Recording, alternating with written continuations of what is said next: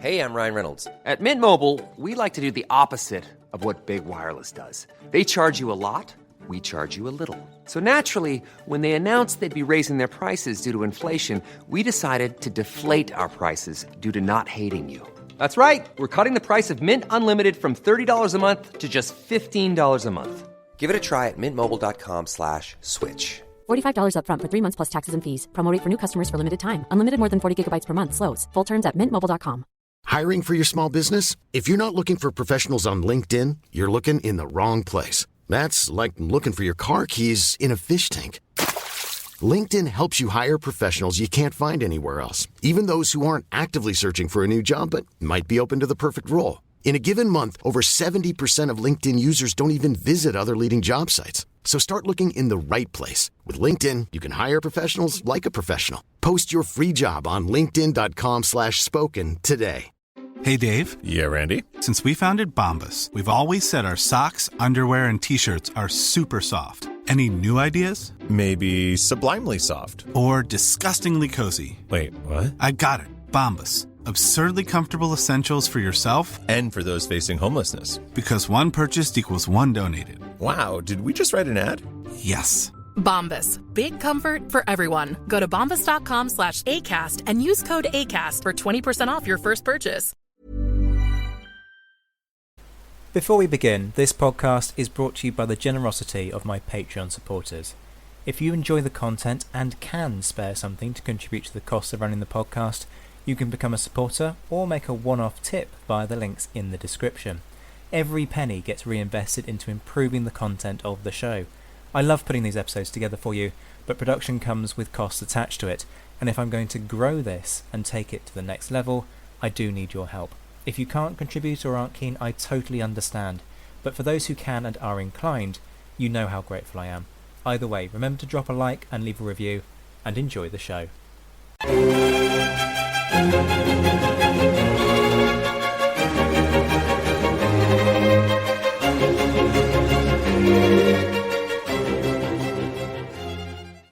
Hello and welcome to the Napoleonicist. We've basically started already tonight. We've only been chatting for 5 minutes and we managed to insult each other and laugh quite hysterically, and a few impolite hand gestures have been made in the course of our discussions. Ed is already in stitches. As you know, we've been building towards what is effectively a climax of Wellington month. For the last 4 weeks, you've heard lots of different pieces about Wellington's life, his career, his successes and his failures. But at no point have we brought all of that together into one cohesive episode. Folks may remember that back in November, I ran a Napoleon month where I was joined by Marcus Cribb and Luke Daly-Groves for what I called Napoleon the Great Debate, a deliberate nod to that kind of tendency amongst some to style Napoleon as Napoleon the Great. So you can guess where this is going. Today we are going to have Wellington the Great Debate in a willfully tongue-in-cheek nod to that episode, because at no point would I suggest that Wellington should be classed as the Great, although I strongly suspect that one of my guests may disagree with me. Joining me for this discussion are Marcus Cribb. Yes, because he has no reputation whatsoever for absolutely adoring Wellington. He only worked at Apsley House as the manager for Lord knows how many years. So no prizes for guessing what he's going to argue for over the course of this. And Professor Ed Coss, Emeritus Professor at the United States Command and General Staff College, and the author of All for the King's Shilling, the British Soldier under Wellington. So where to begin with this? Well, firstly, a few kind of little housekeeping rules. None of our guests are going to go on extended lectures, are they, Marcus, about how Wellington wasn't a defensive general? The reason being that I've already told him that if he does, I'll just mute him and there's nothing he can do about it. The other thing, of course, is to be nice. I do happen to know that Ed has been prepping extensively for this for about a month, and I'm therefore confidently expecting him to absolutely annihilate Marcus. And although Marcus won't enjoy me admitting this, Marcus thinks he will as well. So, as in any debate, shall we start with some opening statements, folks? I'm going to give you 2 minutes. each to make your pitch on Wellington's status in history. And Marcus, I will be kind for once and let you go first.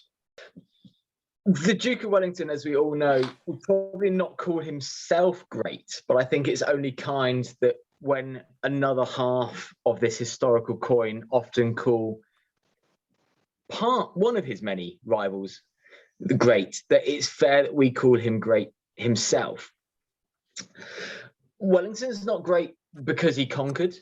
Wellington's great because he won. He was magnanimous in victory. And there's far more to him than just his military career. Yes, we will hark on about his many victories, but he was a man of many things. He was a man of peace. He was a man who wanted to change the shape of Europe with diplomacy. He was an avid lover of art and music, opera and especially, and a man after my own heart.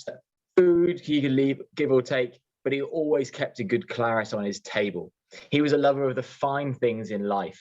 And as part of that, he preserved art across Europe when he came across it. The link to Apsley House being that he preserved the loot that Joseph Bonaparte was taking after Vittoria and tried to return it to the King of Spain himself. Wellington is not as well known as some of his rivals, mentioning no names, but he is really worthy of remembrance. And we do have him out there in the world, such as the capital of New Zealand, 321 name places named after Waterloo in Britain, and the most non-fiction name of a pub in England. Wellington's important to our national psyche, but also internationally, that after Waterloo, he helped reshape Europe, not only from his victory, but with his diplomacy, his relations, and that brought peace to Europe for over 40 years. Wellington's rightly or wrongly remembered for Waterloo, but as we will delve into here, I honestly believe he is an all well-rounded general, and never suffering a major defeat in a pitched battle. He's actually one of the most successful generals, and you'll see wild statistics out there about Caesar and Attila the Hun next to Napoleon.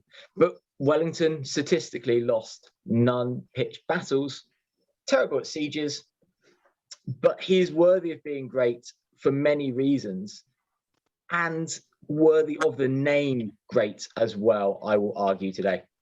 And also, thanks for having me, Zach. It's good to be here and returning. I can't believe it's been since November for doing the Napoleon one.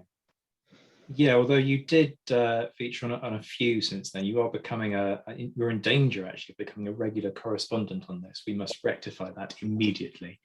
Ed, Ed, straight over to you. Your opening pitch.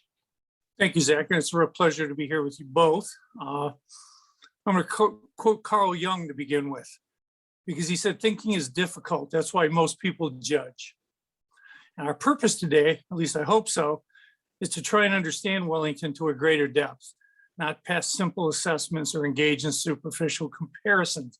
To me, labeling someone as great just doesn't seem to merit, doesn't give me any insight.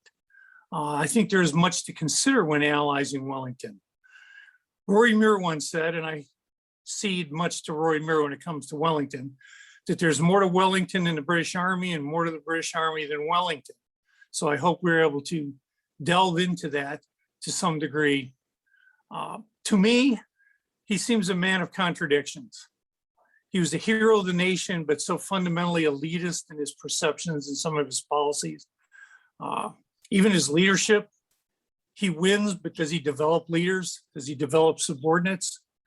I think you'd find out he does not.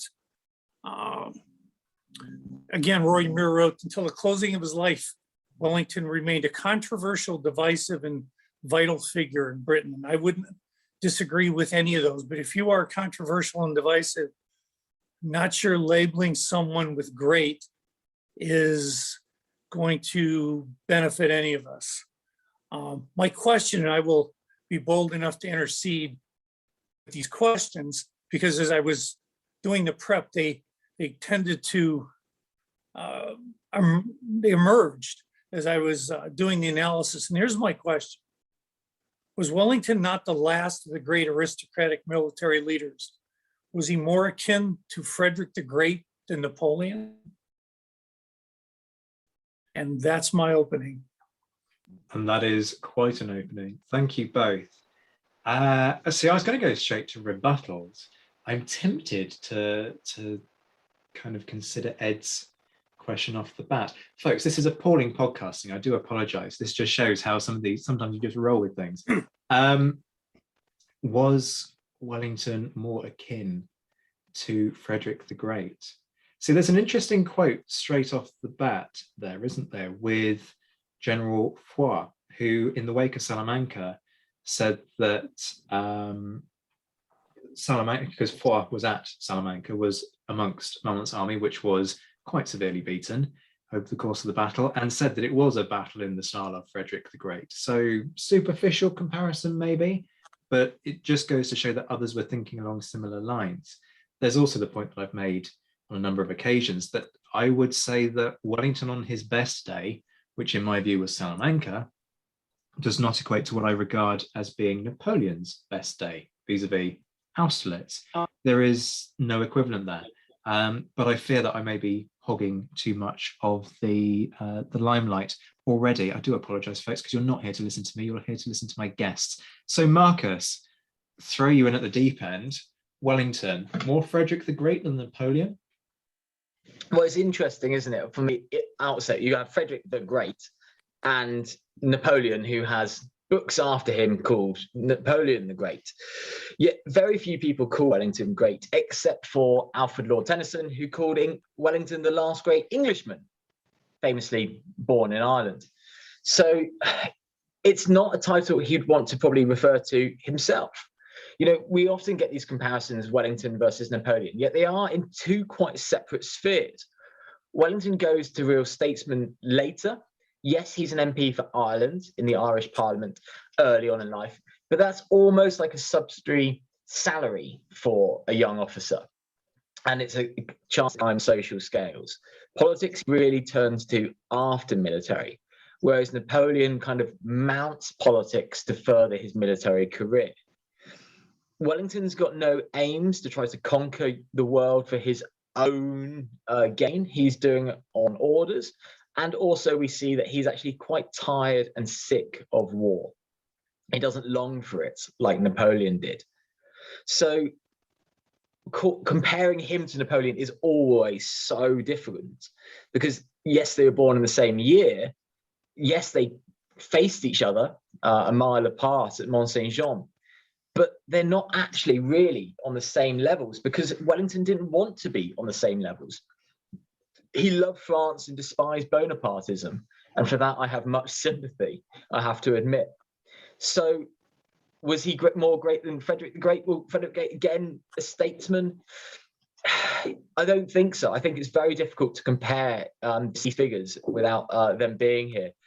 I would say that Wellington's great in his own right, but comes with a caveat.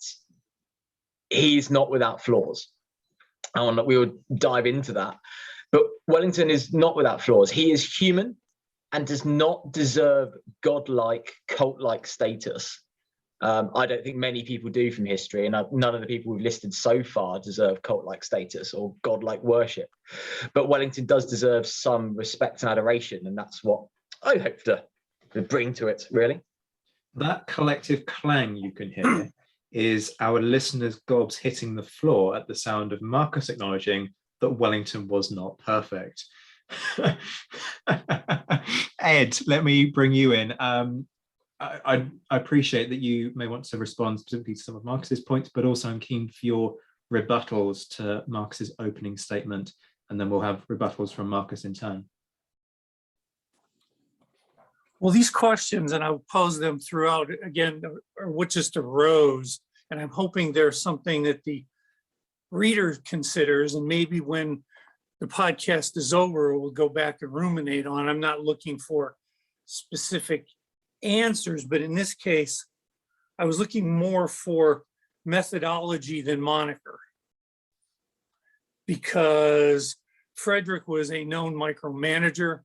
He didn't trust his subordinates. He could be rather harsh in his judgments. And Napoleon, well, if you know anything about my other writing, you know I'm hardly in his court.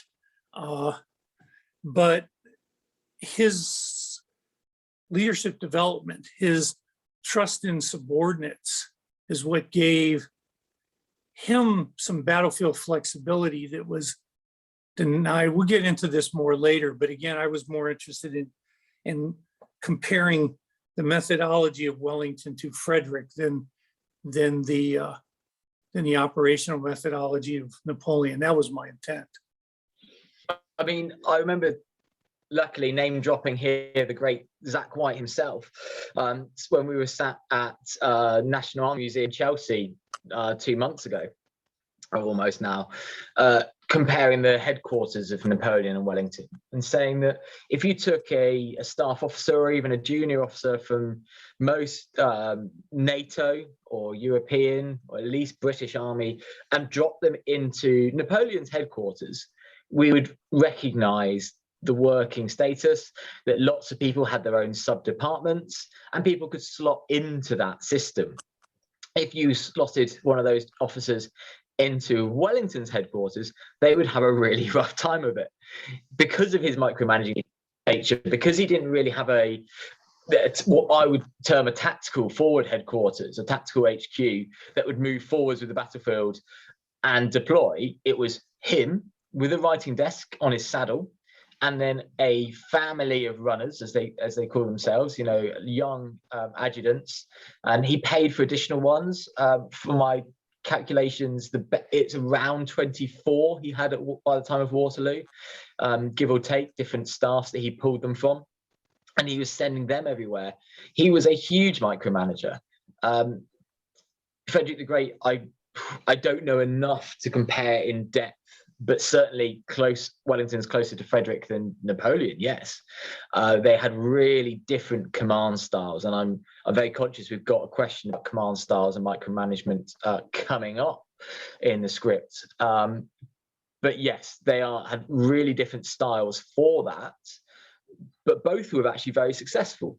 Neither were negative command styles, and neither were actually too ineffective, though Wellington's allowed less wiggle room, and I certainly think there was an element of him believing that he could do everyone's jobs better, but we definitely need to come back to that. And I will only add this, just to interesting, but when my students at Command General Staff College would be pretty much done with the course, and again, it was just we started before Frederick, we finished in World War II, but when we had gone through the commanders and their methodologies and their areas, this is just came up, and I just found it remarkable that they said the two folks they didn't want to be subordinates under were Frederick and Wellington, because you said it's not a negative command style, and it depends how you define negative. Most subcommanders want some level of authority, some level of autonomy, and to be denied that means you're going to be denying professional development. And I'm just telling you what they shared. They didn't want to be under Frederick because they didn't want to be told, and they knew that if they were under Wellington, they'd also be told, and independent action would not be encouraged. So I'm just sharing that for whatever it's worth. Quick one from me, Ed. To what extent is that a reflection of the modern way of waging war? Because today we place much more emphasis on things like initiative, independence of thought and action, on the individual as potentially as low as NCO level, kind of being preemptive in dealing with situations as they arise. Now, that's a concept that's quite embryonic when you look at the British Army during this period. Yes, okay, the rifles are often said to have been trained to sort of think that a little bit more independently, but by no means do they equate to the modern day rifleman as we would know it. Now, contrast that with Napoleon, which we've alluded to already, much more inclined to allow particularly his marshals a degree of independence, a sort of, the enemy's over there, go find them, tell me when you find them, and I'll bring the other boys as soon as I can.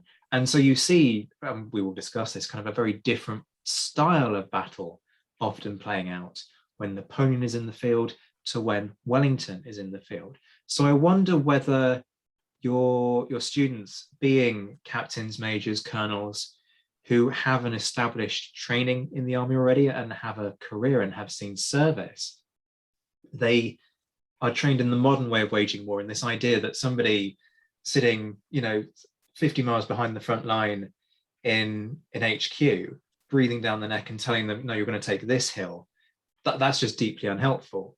Do you think that's a factor in play there? Oh, absolutely. And by the way, with the current tech, they now have people with eyes and ears on something that's 75 miles away, and you'll suddenly get a buzz in your ear and go, why are your chaplains over here? And you'll go, I'm in a firefight. I don't have time to answer your questions from the desk. So it's starting to become a real issue, which is maybe the sore spot why they brought it up. But I think it's telling, and it goes back to my question, was he the last of the great aristocratic military leaders? Because where do we see that as a lineage to modern warfare, the Wellington method, the Frederick method? I see that dying out. I see the growth of initiative, and it's not a Wellington versus Napoleon question, because this was was he more of the last great aristocratic leaders with this methodology? So I would absolutely say that's true, but it was something I did not anticipate them bringing up and being as adamant about it as they were. And this, I know Marcus wants to come in, but just very, very quickly, this is a really interesting point that in the longer term, you can argue very convincingly that actually Napoleon wins the battle for history, whereas Wellington is the one who wins the battle for the present. Marcus? Yeah, that's an interesting one, isn't it? More people know Napoleon's name and more station than Wellington, sadly.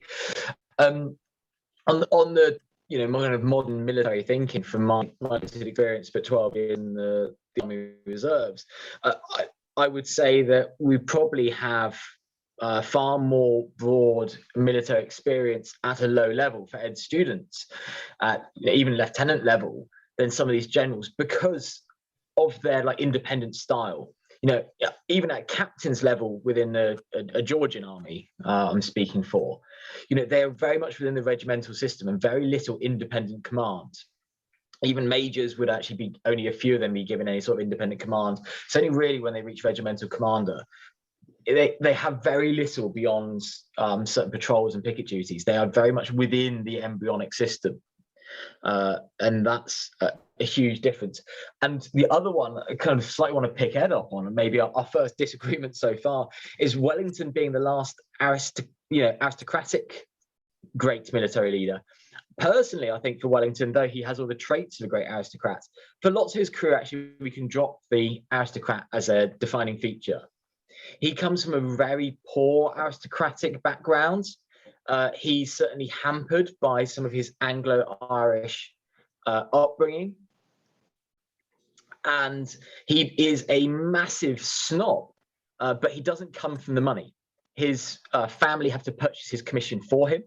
And actually, that's only really because he's so awkward, as his mother sadly calls him. And there's not really a career path for him. He's not going to have an estate to bring up. His father passes away when he's very young, and they are left with a huge amount of debts. They sell off the family home and move to London with no land. So he's not, though he's a snob, he's not an aristocrat from the top of the cloth as such. But he ends as such. He doesn't maybe begin as such. And my question was he the last? And I guess that by the end of his career, even Muir says he was conscious and desirous of the importance of rank in an aristocratic age in society. I think he aspired to it, and he was eventually given all the rank and the levels of aristocracy, and he certainly bore that mantle well, but he still bore it. He was the Duke of Wellington, not just a standard individual. So I still think by the end of his career, he's an aristocrat. I would agree with you there, Ed, wholeheartedly, and very eloquently put, because that's far better put than anything that I was going to formulate when I was planning to come back to Marcus on that. We should move forward with some of these questions that I posed to you. Yes, folks, there is planning that goes into these episodes, if you'll believe it. And I wanted, funnily enough, to begin by probing Wellington's military career, which actually we've done in spades for the last 20 minutes, as it is. Let's talk overall reputations. We've touched on this fleetingly, but I think it is important to have this more general discussion about to what extent Wellington was the greatest captain of his day. Wellington, I know, would have argued that actually Napoleon was the greatest captain of his day. Marcus, I know you've kind of wrestled with this on a number of occasions, having discussions with folks from the Napoleon camp who feel that to acknowledge Wellington's success is to somehow trash the memory of Napoleon. So let me hear your thoughts on this. Wellington, greatest captain of his day? I mean, yes, and I'm not allowed to say anymore. You've banned me from talking about Wellington as an offensive general. So, I'll allow you 90 seconds and then I will mute you. I'm really hamstrung here. Your Honour, am I allowed to open my case? Yes, jokes aside, Wellington can easily be seen as one of the greatest captains of his day. His defeats are, thankfully for us, and I truly, honestly believe the wider context behind it, thankfully, few and far between. We've got Radina and Burgos as his two great kind of defeats, neither of which are pitched battles. And many of the battles that Wellington comes into, we see in really, really different circumstances. Waterloo gives Wellington his reputation as a defensive general who holds a ridge. Everyone ignores the strategy behind that, where he's trying to hold a long frontier. He then pushes forwards from Brussels towards that frontier, wins at Cap Bras, just strategically at least, and then chooses the ground, giving the information to the Prussians, not Blucher, because Blucher is incapacitated briefly, and chooses the battlefield and the strategy to win the battle. That gives him his reputation of always holding a ridge, which is backed up with battles like Bucasso, where he had chosen a fantastic, fantastic battlefield where, honestly, I was surprised. You read it and you're surprised to even know that he was attacked at Bucasso Ridge. But there are many other battles where Wellington doesn't hold a ridge. You know, Zach's not going to be surprised when his jaw's going to hit the floor when I'm going to mention Porto. But doing an amphibious river crossing under the eyes of Marshal Soult is ambitious, it's bold, it's risky, and it's offensive. We see at Relisa, his first battle in the Peninsular War, him attacking up two subsequent enemy-held positions. We see at Assay, him crossing underneath the eyes of the Indian guns, crossing a ford under a maelstrom of fire, and advancing upon the enemy down the mouths of their guns. This is not the traits of a shy or defensive general. And then we see well thought out battles like Vittoria, where he organizes his army into columns, marches forwards and pressures on the enemy from multiple different angles. And then we cannot talk about Wellington being a great general without mentioning Salamanca. Salamanca, where armies are marching in parallel and either could easily hold the advantage. The armies are incredibly well matched and well numbered. There is a momentary opportunity that presents itself. And Wellington, I believe, probably famously threw his chicken leg over his shoulder, but either way, he saw that. He had a fantastic eye for opportunity as well as topography. And it's that eye for detail is one of the reasons why he's a micromanager, but he goes forwards and does it himself. He rides the orders across the plains at Salamanca, takes the opportunity and takes the fight to the enemy. That is an aggressive move. That is a fantastic move. And it brings him victory after victory. Sadly, many of those victories are not followed through because of different things that happen after the battles. And we never get that kind of single battle that gives us the overall victory, except for really at Waterloo, which is why I believe it's probably so well known, as well as facing Napoleon. But all of those together make Wellington great. His broad experience of different battlefields and different styles of battles. And he admitted himself how bad he was at sieges, but he took that information and used it against the enemy by using the strategy of building the lines of Torres Vedras. By using strong fortifications, he undermined the French chance to ever take Lisbon. And he had that in his back pocket throughout the campaign as a strategy that he drew up. So even off the battlefield, his tactics are fantastic. And I hope later on, but it's one of his things really that I want to delve into, is Wellington's, one, discipline of the army comes through, but two, and probably more important than even that, I'm afraid, Zach, his logistics, his organization for feeding the army and marching it in the right place can fall short at times. But it was there as a tactic that he often tried to reform, things like the wagon corps, which the French simply didn't have, and their tactics of living off the land move the enemy against them. And at the same time, Wellington's having to fight a diplomatic war. He's having to keep the local and the national governments on side, and the non-governmental forces, such as the guerrillas and the juntas and the Bishop of Porto and all sorts of agencies. He's having to fight with them on the tabletop to really win a war. That takes a lot of work from a man who is not showing up the responsibilities as he should do. He's micromanaging everything himself. That is an incredible workload, and the energy he has to keep that up. So was he a great captain? Yeah, absolutely, because he's doing so much himself. I have failed in my duty as moderator of this debate because I allowed you to speak for more than 90 seconds on why Wellington wasn't a defensive general. Sincere apologies, folks. Complaints to me. Ed, I'm going to let you go straight. There are things that I want to say in response to Marcus, but I'm going to let you come straight back in. Very kind.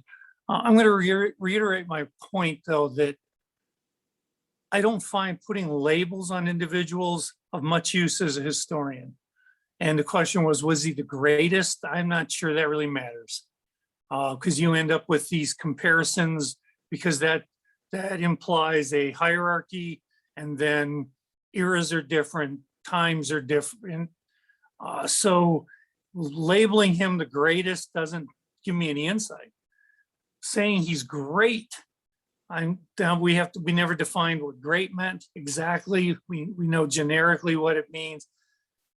I like to be more specific, and I'm going to surprise Marcus here a little bit, because I'm going to say he was a stellar operational commander. I'm not going to come in and say he wasn't. I think there's no doubt about it.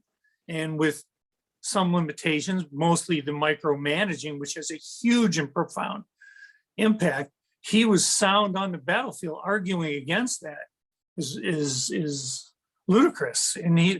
And these things about being operationally and tactically sound are no mean feats, especially since he's carrying the load totally on his own. So to argue that he wasn't a supremely competent leader would, I think, be counterproductive. And I think it'd be deceptive to, in a debate, try to argue against that. But, and I'm sure you were waiting for the but, I needed a metric on which to assess Wellington on a deeper level for me. And what I came up with, and this always makes Zach laugh, but I referred to the Army's publication 622, Army Leadership in the Profession, because it's a document that looks back at leadership since 1775. And it tries to assess, I know it's for current use, and it would be anachronistic to totally apply it over the top and then judge. But what I'm applying it for is to give me insight whether I have avenues to approach. And I want you to know, of the 8 core competencies, there's 8. Wellington would score high on character, presence, intellect, although there's a subcategory of intellect. It's called interpersonal tact, and I don't think he does all that well on that category. Leads, leadership and practice, which Marcus eloquently talked about. All the variables he has to juggle in Spain are remarkable. And then, of course, achieves. Those are just remarkable that he could be that confident. But he also there's 2 more. That's 6 of the 8. One, I think, and this strikes me, it's a subcategory compared to the other ones, but it's still a category. And that would be counterproductive leadership in regards to, it's defined as abusive behaviors, including behaviors that involve a leader exceeding the boundaries of authority by being verbally abusive, cruel, or degrading others. And some of Wellington's propensity to blame subordinate commanders and the men for issues like not being able to feed them properly for weeks on end, etc. And then the men acting out, because men will not willingly starve, and they go into the potato fields and steal potatoes. He's got to manage the sensibilities of the Spanish. I got it. But this is an immediate need. These men are starving. I mean, my nutritional analysis shows that this isn't just me making this stuff up. These guys are literally into the various stages of starvation at times. Not to acknowledge that, to blame the men and their officers for what are obviously operational variables that I understand he's struggling with. I don't think that that's a good leadership trait. And my main problem with him is that develops leaders, develops and shows traits of taking subordinates and making an effort to, and we'll get to that later, the ramifications of teaching them their craft. And not after the fact when things get screwed up, or after the fact when they lead a charge and can't stop and carry it forward too far, then he castigates everyone. When was the time that you ever gave them authority or allowed them to understand the essence of the battlefield enough so they would know their job? So I would say, especially in developing leadership, he falls short, especially within the modern context. But I have this question. This one arose. Another one. Sorry, you're going to get stuck with another question. The records of his deeds, and I agree with Marcus, again, on so many of the points, but they're heavily Anglo-centric, right? It's a pro-Wellington historiography. Like, now Maitland, now is your time nonsense that gets perpetuated from, and it goes from collective memory into, quote, historical fact, and that gets perpetuated over time. Radina, his first, it's not a significant loss, but it could have been if Massena had done what he was supposed to do after Ney's fine work being totally outnumbered. But here's what was interesting. Until just fairly recently, I hadn't even heard of Radina. So I went back and I scoured Chandler, Muir, Longford, and Elting. And those of you would probably have to say form the core of our understanding the Western Anglo-centric core of historiography. And it's not mentioned in any of them. So my question to you is, has this been overlooked purposely by Anglo-centric historians creating the Wellington myth? Bang, another brilliant question from Ed there. In a sense, I'm inclined to say quite possibly. I would need to check Oman for a start. There would probably also be a need to check Fortescue. For folks who aren't familiar, Oman wrote a 7-volume history of the Peninsular War. John Fortescue wrote a multi-volume history of the British Army. There are faults with both, but certainly Oman would be a starting point in terms of detail about Radina. I would be surprised if... Zach, the reason I didn't look at those right now, I was looking at what's the collective historiography that's used. And unless you're professional, you'll go back to Fortescue.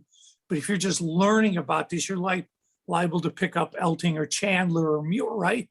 So sure. I'm just surprised it wasn't in any of them. Sorry, I didn't mean to interrupt. No, that's absolutely fine. I think you're absolutely right. I guess my approach to this was thinking about the thinking of those who were forming the historiography. So if somebody was to write about Wellington's career in the Iberian Peninsula and hadn't consulted Oman, you would ask some serious questions about why that might be the case. So Omen, I would be astonished if Omen doesn't give it some coverage, because Omen gives pretty much everything coverage. That's why he wrote so many volumes, and they're all hundreds of pages long. Certainly, I think people will have been seduced by the Wellington kind of story of success, because there is an argument about momentum to be made if you want to construct that narrative, isn't there? You know, this idea of a guy who never suffers a setback, and he's facing all of these variables, and he's overcoming impossible odds, and despite everything, he gets to France before any of the other coalition powers. That's quite a seductive kind of narrative to draw together. So I think you're probably onto something there. Certainly, when Radina was first mentioned to me, I went, "What? What's Radina?" And you look at it and you go, "Well, this is poor by Wellington. You know, so what goes wrong here?" I think there's a good book to be written about Radina, frankly. Marcus has mentioned Burgos. Burgos is much better known, but then perhaps that's because it's tied in with the Salamanca story. You've got the very obvious implications of everything that goes wrong with Burgos, namely cutting and running for the Portuguese border. There's no kind of smoothing that over. So I think that's a very valid point. And I think this is why I was so keen for us to have this discussion, because I said at the start of Wellington Month, I'm not interested in Cult Wellington. I want the warts and all, to paraphrase Cromwell, another individual who I've got very little time for. But that's by the by. I was going to say, comparisons there are non-existent, hopefully. Absolutely. I'll get Marcus's take on the historiography thing in just a moment, but there are some rebuttals that I've got for both of you. I'm going to start with rebuttals for Ed, if I may. Firstly, you mentioned nutrition and discipline. And yes, I know, folks, you're bored of the discipline discussions. I'm very sorry, but this is relevant, so I'm going to excuse myself. To what extent does Wellington ultimately have zero choice? And what I'm getting at there is that he's in the proverbial place between a rock and a hard place when it comes to command. Yes, he knows the reality of how soldiers operate. Yes, he knows that if they haven't got food, they are going to plunder because they need to fight. He does what he can to source that food, as Marcus has outlined already. Obviously, in plenty of occasions, that's not enough. As you've shown, even what they were meant to get wasn't enough. It was therefore inevitable that they were going to plunder. However, when they do plunder, that creates an inherent problem that actually is part of a much bigger issue in the British Army as a whole, which is image, which is PR. And that's what Wellington is having to manage when it comes to these plundering instances. He knows the reasons for it, but if he does nothing about it, that creates a massive PR, inverted commas, problem, because one of the big kind of propaganda successes for the Allied cause during this period is being able to highlight what the French are doing to Spain, stripping the countryside, the murder, the rapes, the brutal reprisals. Yes, they give as good as they get from the Spanish guerrillas, but that doesn't excuse either side. The point is that Wellington can't afford that image. He needs to have that much more benevolent image that he can project. And so when somebody plunders, he has to go off at the deep end. And there are points where he seems absolutely apoplectic about some of these things because he knows that he needs to come back. And so there are cases in 1809 where he's going absolutely ballistic about troops from a particular division plundering beehives. And when I've discussed this with folks, they go, what's the deal with the beehives? Is Wellington like a crypto-environmentalist or something? And it's just that issue that he cannot solve. So I have gone off on one about Wellington and plunder, but let me put that to you first. Well, I understand the operational difficulties that he was under. My issue is that within all his writings, he shows little to no empathy of their situation. What you say publicly for a campaign purpose, I got it. But what you feel and you understand about the men and their issues, he shows them the same level of, I think, disdain in his personal writings that no one else, but the recipient was going to see. So how is it that in regards to being a great leader, Bill Putnam was brigade commander from one of my students who's just about to get his first star pinned on as a general. He told me that the art of leadership is all about developing subordinates, and said, and I'm quoting him, getting soldiers to understand that you truly give a damn about them. And that's interesting, because that's his life's career at 25 years. That's the summation of what he thinks leadership is about. And, you know, there's ramifications with that on the battlefield.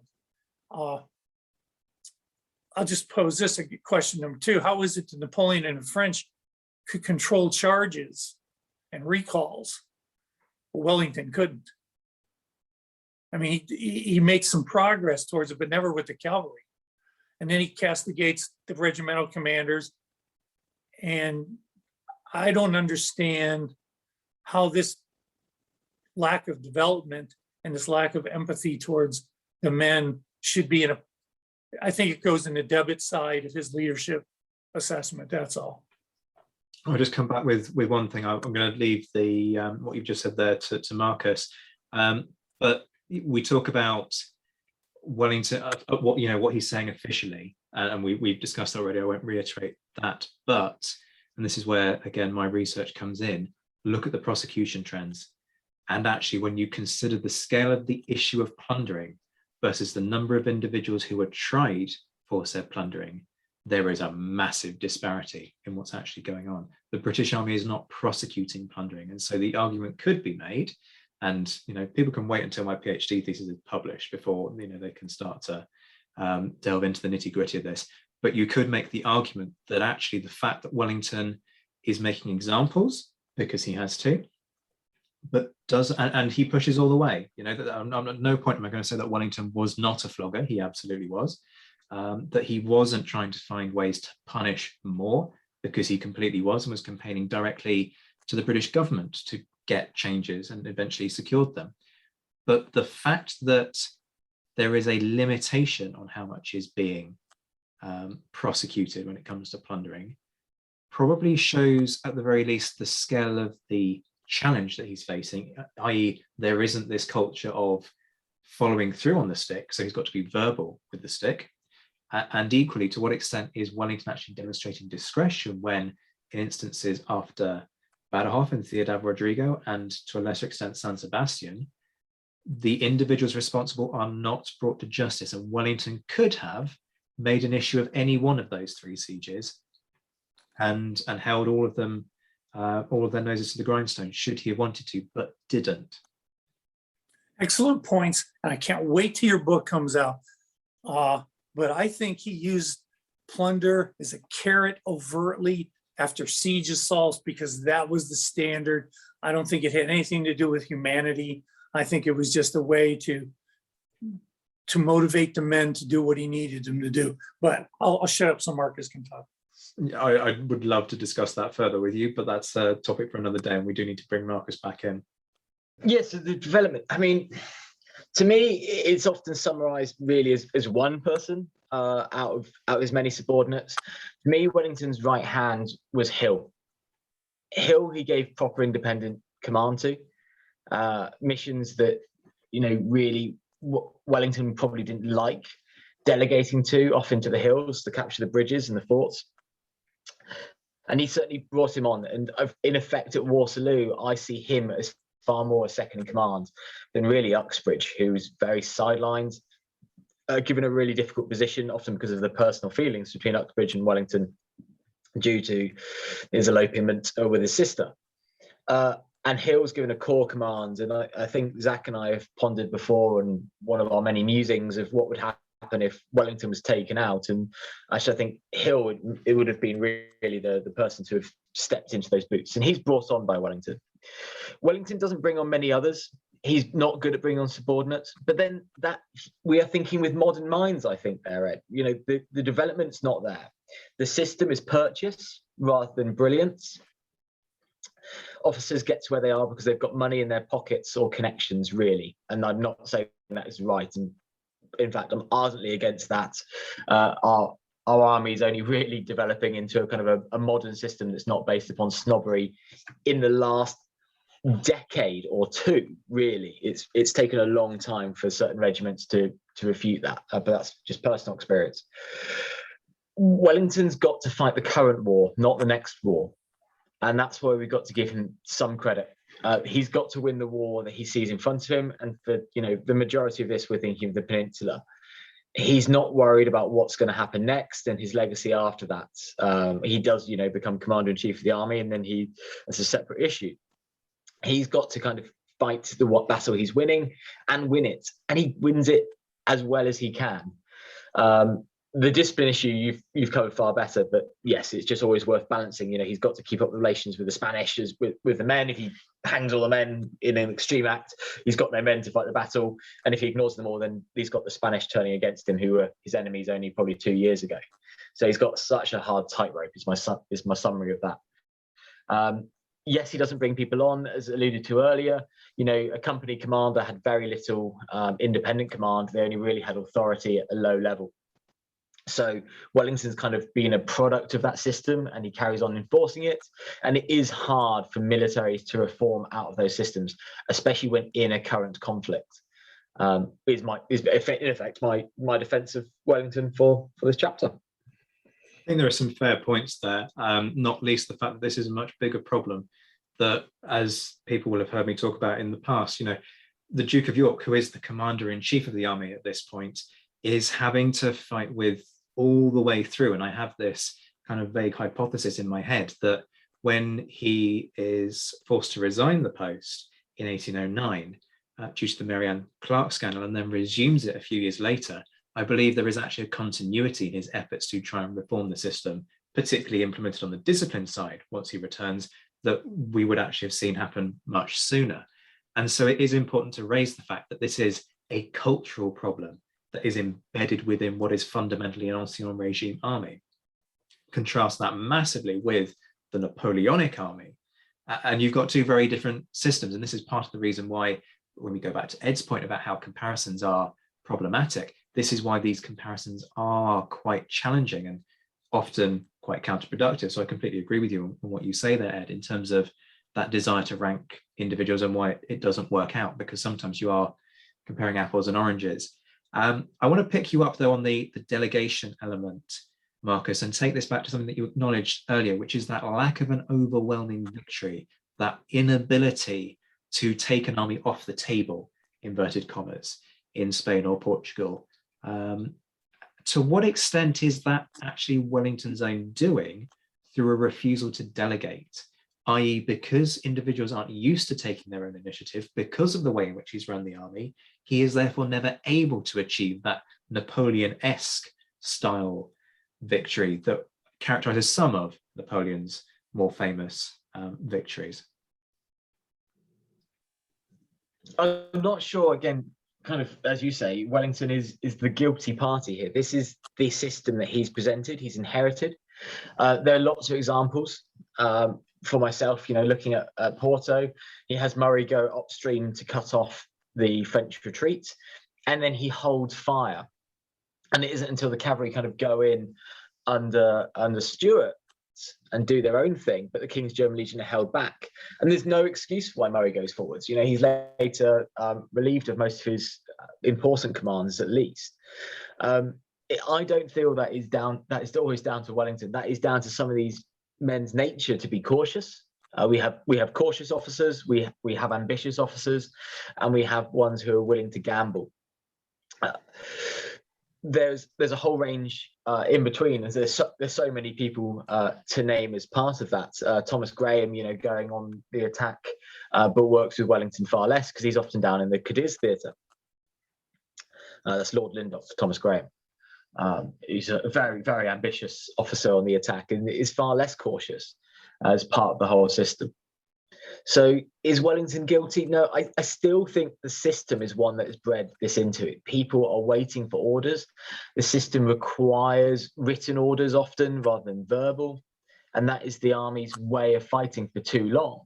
Not that it's a right system, and I'm not defending the system. In fact, it is one that was in need of overhauling, but it was one that Wellington, with his kind of tenacity, his energy, his kind of vie of getting round the battlefield and handing out those written orders to many men, or appearing, behind squares and giving those orders out when people need them at the most. And we say, now Maitland's, now's your time.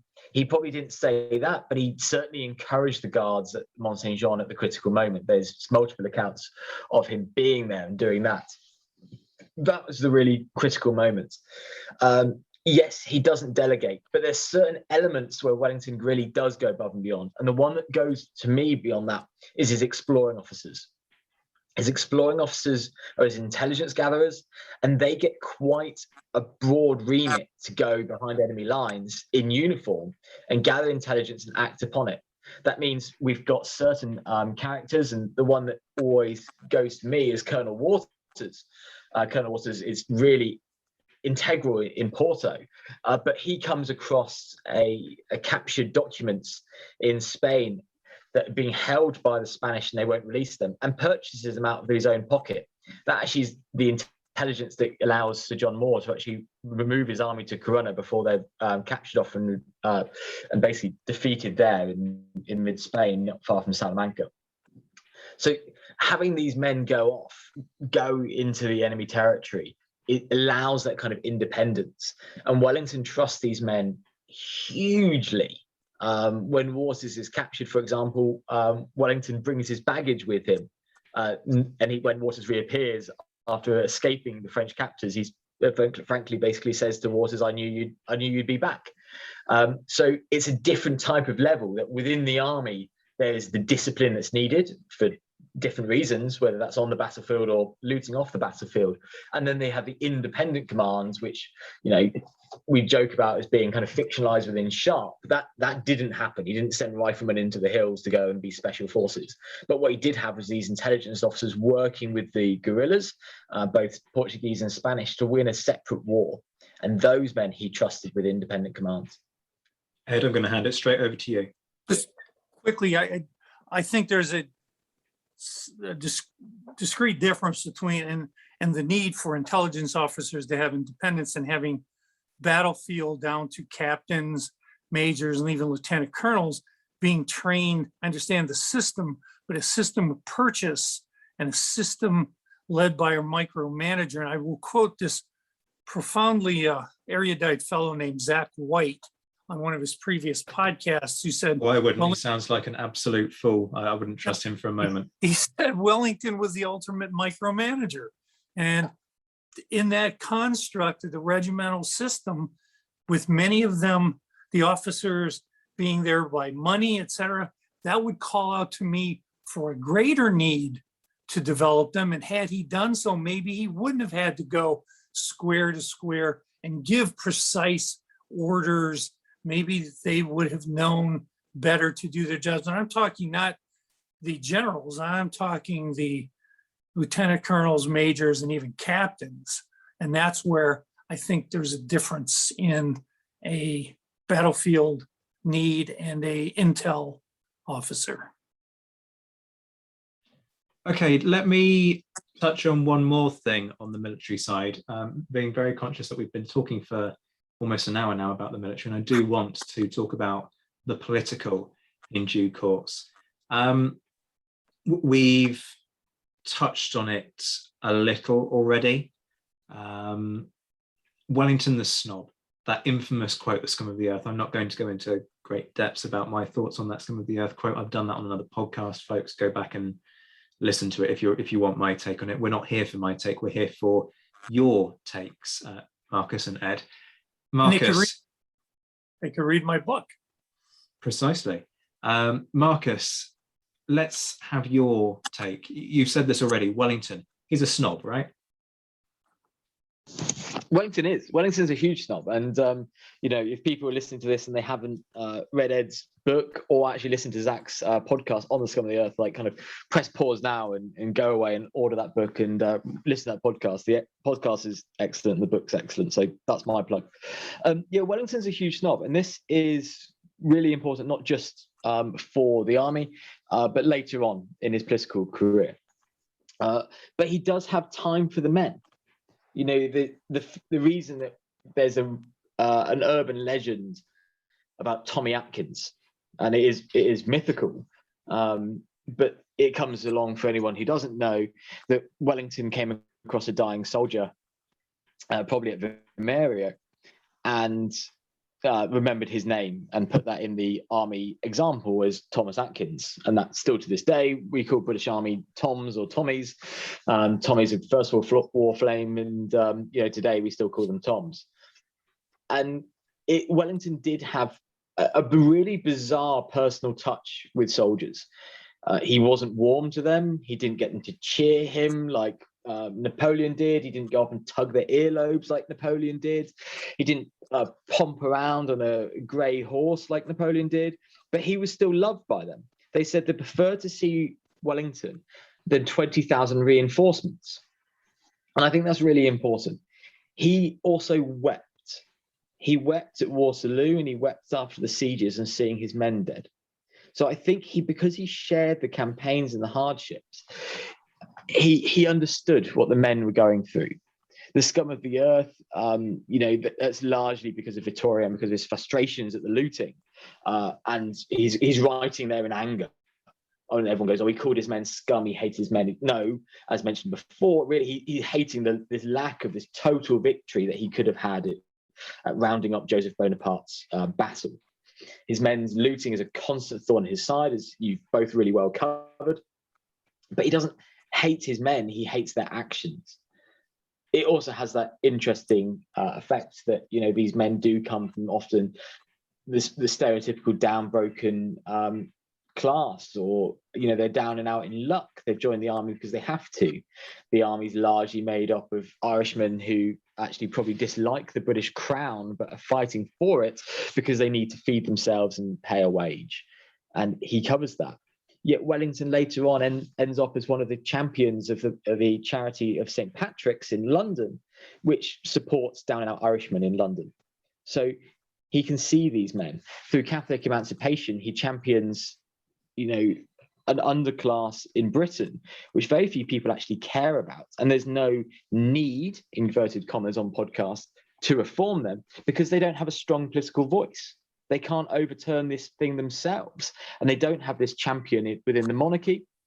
The Prince Regent basically seems to hate having the idea of Catholics in power. And they don't have they have no seats within Parliament, at least not openly anyway. And Wellington forces this through. He is championing not exactly an underdog, but a second-class citizen. Wellington is a literal snob. He raises up the ranks from the son of an earl, so a low-ranking aristocratic, the second son as a middle son as that, and to a duke, to the highest realms, to advisor to the king, and then to Queen Victoria, in basically one of the closest confidants of the royal family. That is in itself going to bring its own snobbery. I can only imagine if one of ourselves was put into that feat, you would maybe turn your back on some of your former friends. But yet Wellington ends up holding correspondence with some of his closest friends and his closest friends' wives, who he trusts his wives with interior design more than men, because he thinks that women have a better eye for detail than his friends, who sometimes bore him over dinner talking about military history. Boy, would we suffer. Wellington, I can kind of hold the snobbery. He has very busy times, if we're talking about social snobbery, very busy time, and he's micromanaging and not much, hours in the day. He needs to get answers quickly, and he has to make very quick assessments of people's character and ability. And if you're not useful to him there and then, frankly, he might come back to you later or not at all. We see some really interesting cases, though, where we actually have a Mr. Fleming, is one of my Apsley House anecdotes. And Mr. Fleming was wrongly invited to dinner. It was the wrong Mr. Fleming was invited to Apsley House to dine with the Duke of Wellington. And Fleming's was asked by the Duke's secretary to not turn up, in effect, because it was the wrong invite and it was sent in error. But Fleming insisted and turned up anyway and spoke to Wellington. Wellington had time for this complete stranger in his home. And Fleming enjoyed his conversation with the Duke so much that he sent a portrait of Napoleon to Apsley House, and it remains there to this day.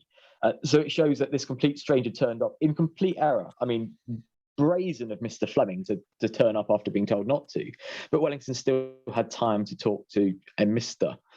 Fleming. He holds no aristocratic rank or military rank. So Wellington a snob? Absolutely. But again, as earlier, he has his flaws, but he is still human and still has some moments. I wouldn't say he's warm, cuddly, or lovable, but there's certainly moments that sometimes you can like Wellington too. A couple of things I would come back to you on there. The first being the scum of the earth thing. He says it on 4 separate occasions, so he does believe it. And in a number of instances, much later, much after the war, and he kind of uses it as a backhanded compliment. But in relation to what you say about snobbery and social snobbery, I would also add that Wellington unquestionably preferred. It wasn't just about competence. Yes, certainly competence was a big factor in how he viewed people, but it's famously said, and we've come across this quote a number of times, that Wellington preferred talent with a title to just plain talent. Yeah, no, the only other thing is, I mean, this is tongue-in-cheek purposely, but, you know, having worked with soldiers, and I don't know what Ed's experience are as the American army, but I can think of worse terms than scum for some of the soldiers. And soldiery are not necessarily always going to be the nicest people. You've got to get dirty men to do dirty deeds, and killing one's other humans is not a particularly nice task. So are the British Army scum? I'm not sure if I'd use the term myself, but you know, they do come from all different backgrounds. So they are not all going to be lords and gentlemen, certainly. Ed? I think Marcus ventures into very dangerous ground there, making that assessment about soldiers. And I could go into that with both ardor and emotion, if you would like me to, but to assess and argue that soldiers are in any way. Planning for your next trip? Elevate your travel style with Quince. Quince has all the jet-setting essentials you'll want for your next getaway, like European linen, premium luggage options, buttery soft Italian leather bags, and so much more. And is all priced at 50 to 80% less than similar brands. Plus, Quince only works with factories that use safe and ethical manufacturing practices. Pack your bags with high-quality essentials you'll be wearing for vacations to come with Quince. Go to quince.com/pack for free shipping and 365-day returns. Millions of people have lost weight with personalized plans from Noom. Like Evan, who can't stand salads and still lost 50 pounds. Salads generally for most people are the easy button, right? For me, that wasn't an option. I never really was a salad guy. That's just not who I am. But Noom worked for me. Get your personalized plan today at Noom.com. Real Noom user compensated to provide their story. In 4 weeks, the typical Noom user can expect to lose 1 to 2 pounds per week. Individual results may vary. Leaning towards these deeds and that they're hard men and they're hard is nonsense. We take everyday folk and we ask them to do extraordinary things, and they carry that moral injury for them the rest of their lives. We don't find the scum of the earth, and I do not know a single soldier that remains in the ranks that any of my students would allow to remain in the ranks that we would call scum. So I'll say about that. Okay, and what about Wellington's attitude towards his troops, Ed? I think I'd lean more in your direction. I think he held an aristocratic, very hierarchical, snobbish view of who had merit, just generally speaking. And I think you've already addressed that. So these men who were unemployed manual laborers, unemployed weavers and tailors had literally very little overall value to him, except as what they could do for him. I see that throughout his writings, he has more disdain and respect. Every once in a while, he'll give them a compliment, but if you read through all his dispatches, both up the chain during the official dispatches and in his writings, they rarely ever contain any fulsome praise for his efforts, which are sometimes near superhuman, especially at the sieges. The duplicity, though, regarding, to me, the care and feeding and their fitness, I find that to be an unsavory, snobbish viewpoint. His men, his leaders, they were eating well. But when you, in his letters, and I can cite them to you by day, when you write something on the same day to different leaders saying totally different things. For example, and I won't go into my book here and read it, but there are letters where he acknowledges he hasn't had the funds to feed the men much of anything in 2 weeks. 2 weeks. And yet he'll write another letter that same day to a different individual up the chain, saying that there's absolutely no reason why these men are misbehaving, and he's full up past the neck with their behaviors, and it's just part of their lowly natures, and he can't control them. And that's where it gets me, because he could have been honest with that other person and said, look, their behaviors are predicated on the fact that we're not feeding them well. And I care about them more I'm not saying it was strictly as an expedient that he would keep them in fighting fitness, but he doesn't, because what's the average? About 30% of the British Army is in hospital, and the men never wanted to be there because they couldn't afford it because they had to pay for it themselves. If my guys right now would have soldiers in the hospital in their unit at 3%, they'd likely lose their job. At 30% just reflects how hard it was on these men on this day-to-day existence. And why couldn't he have just, I don't think he acknowledges the connection between their privations and their behavior. And I don't understand that. Seems removed, as if they don't have a great deal of value. So was this an aristocratic lack of empathy? Was it, I don't know, I understand he cried. Was he crying about, because of stress, the loss of his subordinate leaders, the ones he knew well? I don't know, but I've never read that he broke down and he lamented the men under his command. Of course, neither did Napoleon ever do that. So I understand, but even in the recent losing 15 Marines, our commander got on TV and he started tearing up about losing 13 guys. And that showed a connection. And I know it's a different time period, but to not later, when you have the opportunity to write about it, to be honest about it, I don't see that. So I do see disdain. Okay, let me move the conversation forward, because I promised that we would talk politics, and we should talk politics. Because a lot of folks are guilty of focusing on the military at the exclusion of the political. I've gone on the record in the past likening Wellington's career after Waterloo to that final season of Game of Thrones. No spoilers incoming here, folks, don't worry. But to explain what I mean, there are moments of brilliance, but generally it's just a crushing disappointment after so much promising stuff that's gone before. Marcus, can you and I at least agree that Wellington was ultimately a poor politician, he says in one of the most leading questions of this entire debate? I'm more inclined to agree with Ed's previous comments. No, I don't agree he was a poor politician. I agree he was ill-suited for politics. As I said right near the beginning, he was an officer, he was a soldier. He was a product of the army, and that's really what suited him. His status after Waterloo and the titles for, I use the quote leadingly, kind of saving Europe from Bonapartism. He was at the height of his fame, and he used that. Where to go after that? He's field marshal, he's duke. The only place to go to that really is politics, and he had that in his sight from buying Apsley House to the connections he made and the titles he gained. Politics was the natural avenue, not to rule a country, but to attempt to run it. And with that brings itself its own connections and its own lavish lifestyle. And Wellington liked to be in society. It's one of his attributes. He liked to host. He liked to have those people around him. But a poor politician, no, I would say he was a poor reader of politics.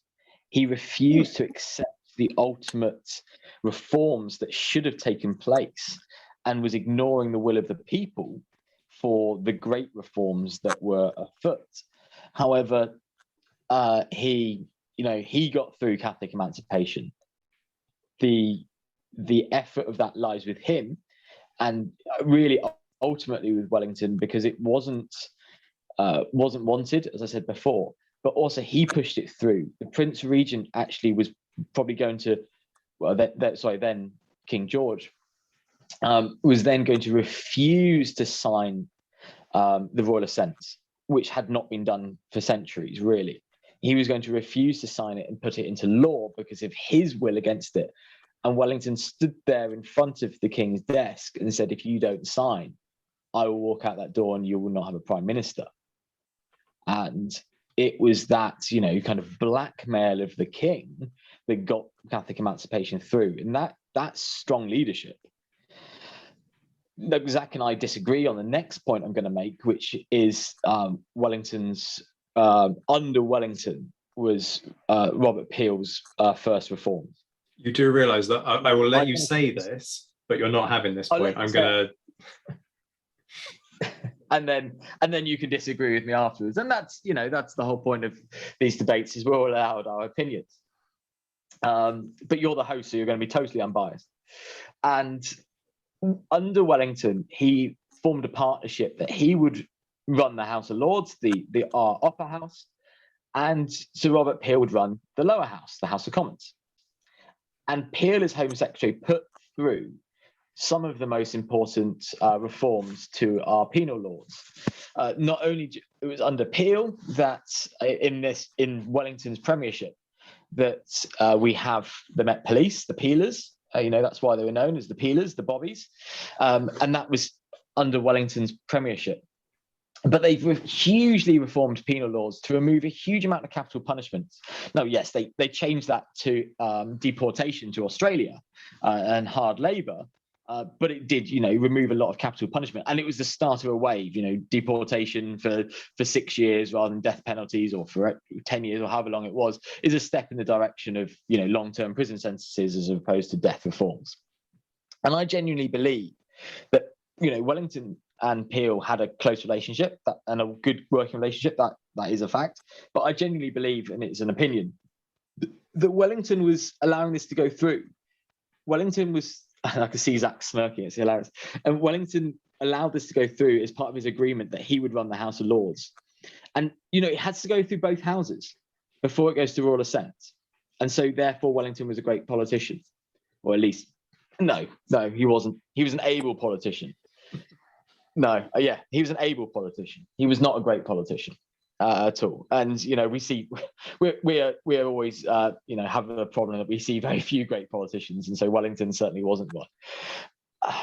It's always difficult because I want Wellington to go on and do great things.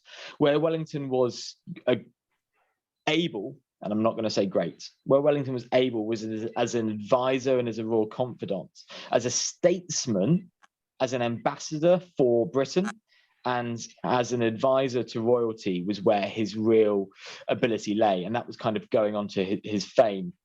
And there were many, many examples of that. The shame that I don't have as the evidence is seeing now William Hague's, now Lord Hague's, speech at Apsley House for the Duke of Wellington's 250th birthday, and I do hope at some point he turns that into a paper, if not a book, in defence of Wellington's ability as a prime minister. That might be because his great-great-grandson was his host and stood in the room in front of him, but it's one of my biggest regrets that I didn't get on my camera and record a 30-minute speech from Lord Hague, who was a fantastic orator and in defence of Wellington's political abilities, because I was couldn't find anything as helpful for my preparations, let's say.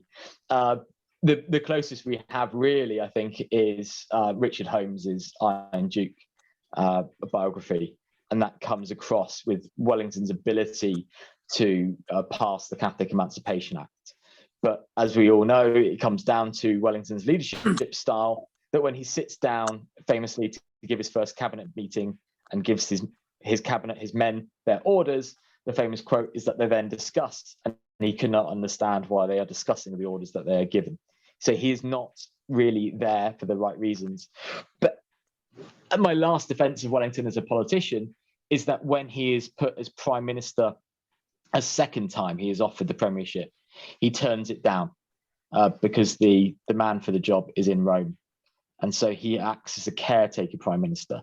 So he does know his own limitations at that point, that he is not the right person for the job. And I think that actually tells us more about his character than his kind of bombastic approach to ignore the Great Reform Act, which is, probably a worse defeat almost than not following up Salamanca.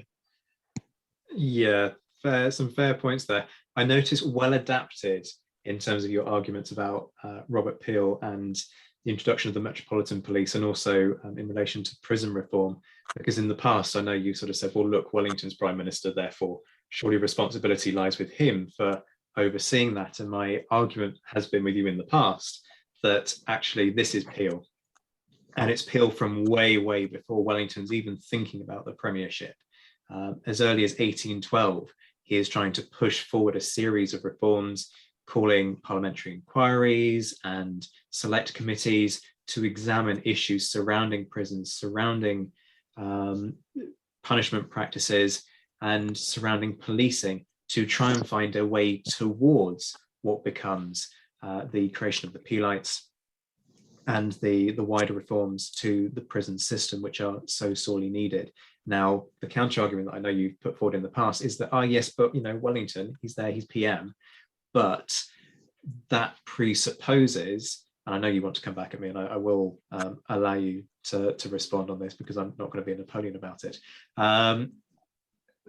Your kind of suggestion presupposes that there is this governmental program that the PM decides this is going to be government policy, and then it is pushed through as a cohesive whole. Actually, really up until much further into the 19th century, that's not the case when it comes to parliamentary reform. Parliamentary reform is pushed forward by individuals, and sometimes you get reforms pushed through by people who are on the opposition, who take advantage of opportunities within Parliament to turn around and put forward certain proposals, get that passed by the body of support within the room, and then it's carried. So Wellington's contribution to the formation of the Metropolitan Police, as far as I'm concerned, is he just doesn't turn around and say no. He doesn't get in the way. And I'm not going to give him credit for that, but I will let you respond. Yeah, he doesn't get in the way. And I think that's really important. He's a Tory with a big T, as it was then the party. And they are the party of prohibiting change, as we see the Great Reform Act, and I'm sure it's probably I'm ready for that's probably going to be the centre of Ed's argument, and I pretty much support that, to be honest. And he doesn't block, and where he could have blocked, if he blocked it through the upper house, and nothing would have happened. It's all Peel, it's all Peel. And before I would have defended it a bit more. I think when we talked about it first, I had a certain position at APSI, and I like to play an extreme to bounce one off the other. And also we debate these things over Twitter, and our limit of characters is minute. We don't have a 3-hour podcast to delve deep into it. But I do genuinely believe that it's all Peel's energies and ideas, but Wellington could block, and he didn't. And therefore, he's deserving of some credit with that, because not only does he not block, as he gets it through the Lords, and the Lords are genuinely actually going to be more conservative with a small c than actually the rest of the Tory party as well. Ed, over to you. It's good to see, our own opinions develop over our, I don't know how many years of friendship as well. Ed? I think Marcus has been both measured and very articulate in regards to Wellington as a politician. When we're talking about the penal reform, I always felt it was Peel, but at least Wellington, as you both described, did not get in the way. When I examined this and tried to do it in some detail, I always look for patterns. I look for progressions and regressions. And the stumbling block for me was, why in the world did he really get behind the Catholic Reform Act? Why personally? What was going on for him? Because I could not find principles more as much as I found practicality. So while we give him credit for that, and I think we should, I always got the feeling in his writings that he did this because he thought it couldn't be avoided. And there was a fear of perhaps eventual insurrection. And he does mention the Civil War in his house Lord's speech. So a sense of duty, as Zach White has called it. So I give him credit for it, but even then, it seemed to be a measured political practicality rather than a driven endeavor. And then as he progresses, 1832, of course, we don't need to go into his opposition to the Reform Bill because that's what his party, like I keep seeing him as a man of contradictions. 1833, he's against the Jewish Civil Disabilities Repeal Bill. He stated that England is a Christian country and a Christian legislature. I mean, he has these mindsets, this a specific way of looking at things that almost squeezes the humanity out of a lot of things. But he wasn't a good politician, but he wasn't as ardently Tory as I thought he could be, ardently. So I'm going to give him half a pass on this. I think Marcus has argued it well. I'm not going to kill him like I do on some of the other things. So hope that doesn't disappoint you, Zach. That clang is the sound of my gob hitting the floor for the first time in today's session. If there's one stick that I will use relentlessly to beat Wellington, it is the Great Reform Bill, opposition to democracy. That's not to suddenly hold Napoleon up as a great paragon of virtue when it comes to democracy, because I've said many times I feel that democracy is fundamentally flawed because of the way in which votes are inflated and so on. And I don't suggest that you can have a truly democratic state if the way in which you implement that democracy is fundamentally undermined in order to inflate the impression of your vote, regardless of whether or not that vote is legitimate. And yes, Napoleon did have the numbers. But on the flip side, Wellington opposing any form of enfranchisement for people based on wealth, that is snobbery of, to go back to our earlier point, that is snobbery of the highest value. And there's no sugarcoating that. There's no going, oh, but he didn't really. Well, he did. That was the end of his premiership, and I think it was rightly so. There were the winds of change, as it were sweeping across Europe during this period. You see the revolutions in 1848. You see earlier revolutions in France over these kinds of things. So not a good look by any means. Both of you want to come back at me on that, so I'll let Ed go first. Go ahead, Ed. Yeah, Ed. I totally agree. And you should know this is just debater fatigue. I have an entire page of notes on that. I thought that was such a given that I didn't need to go into the detail of why it was pretty abhorrent. So I failed there. I just decided not to delve into that page. So that's my apologies, because I wasn't none needed overlooking that by any means. I just thought that's a given. It's a fundamental flaw. So sorry for not. No, I was also aware of time. Yeah, we're at an hour and a half already, and we're still quite away from dumb folks. So if you're having a drink whilst you're listening to this, you may need to pour yourself another one. Marcus? Well, that sounds like a good idea. Mine's a gin, please. So, yeah, I think one of as well as Wellington enabling Peel through, and then also not accepting the reins of premiership a second time, being a caretaker, so it's a nice, stable government, and then I'm going to step aside in 6 weeks or so, was a very good call. The other thing, I always wonder when he kind of went in the 1830 when he left, he knew the Great Reform Act was then going to follow through, and it's kind of that thing of going, if I want to give Wellington too much credit, which obviously I am guilty of, it would be saying potentially that he stepped aside knowing the Reform Act would come through, but not wanting to be the one who passed it himself. But that's a hypothetical, really, theory. He's working for the Tory. The only other thing to be said for him is when he first goes into politics, right after Waterloo, is actually he goes in with the understanding that actually he would be apolitical. So it's a really strange situation that he joins the cabinet as Master of Ordnance, but does not join the Tory party. He doesn't actually want to have party politics, and he kind of slowly gets suckered in. And I respect him more for the beginning and the ends of his political career, almost, with not wanting to be member of a political party, which I had some personal sympathies with, and at the end, just only, well, his political career actually does continue to his dying breath, bless him.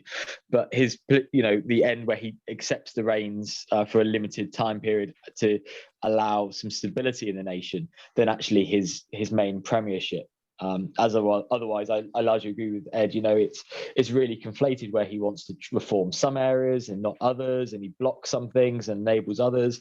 It's a real kind of hodgepodge of policies and ideas, and I think that only really comes with actually not being a career politician, not being politicians that we kind of see ourselves today in Downing Street, or whether that's on Capitol Hill in Washington, and people who've maneuvered themselves into those positions and know the corridors of powers and how to work the system. Wellington didn't, and he just wasn't suited for the role. I like the fact that part of his story, he ends up as prime minister. It makes for kind of part of the tale, but it's not his finest hour. He's far better off as commander in chief. Well, actually, even then, he's better off as. We'll get to that. Yeah, exactly. He's better off as a statesman-like role. Places have been like warden of the Cinque Ports down at Walmer Castle, with a residence and some light work to do, and hosting Queen Victoria is a better suit for Wellington, unfortunately. So, but I still wouldn't say he was a poor politician. He was poorly placed.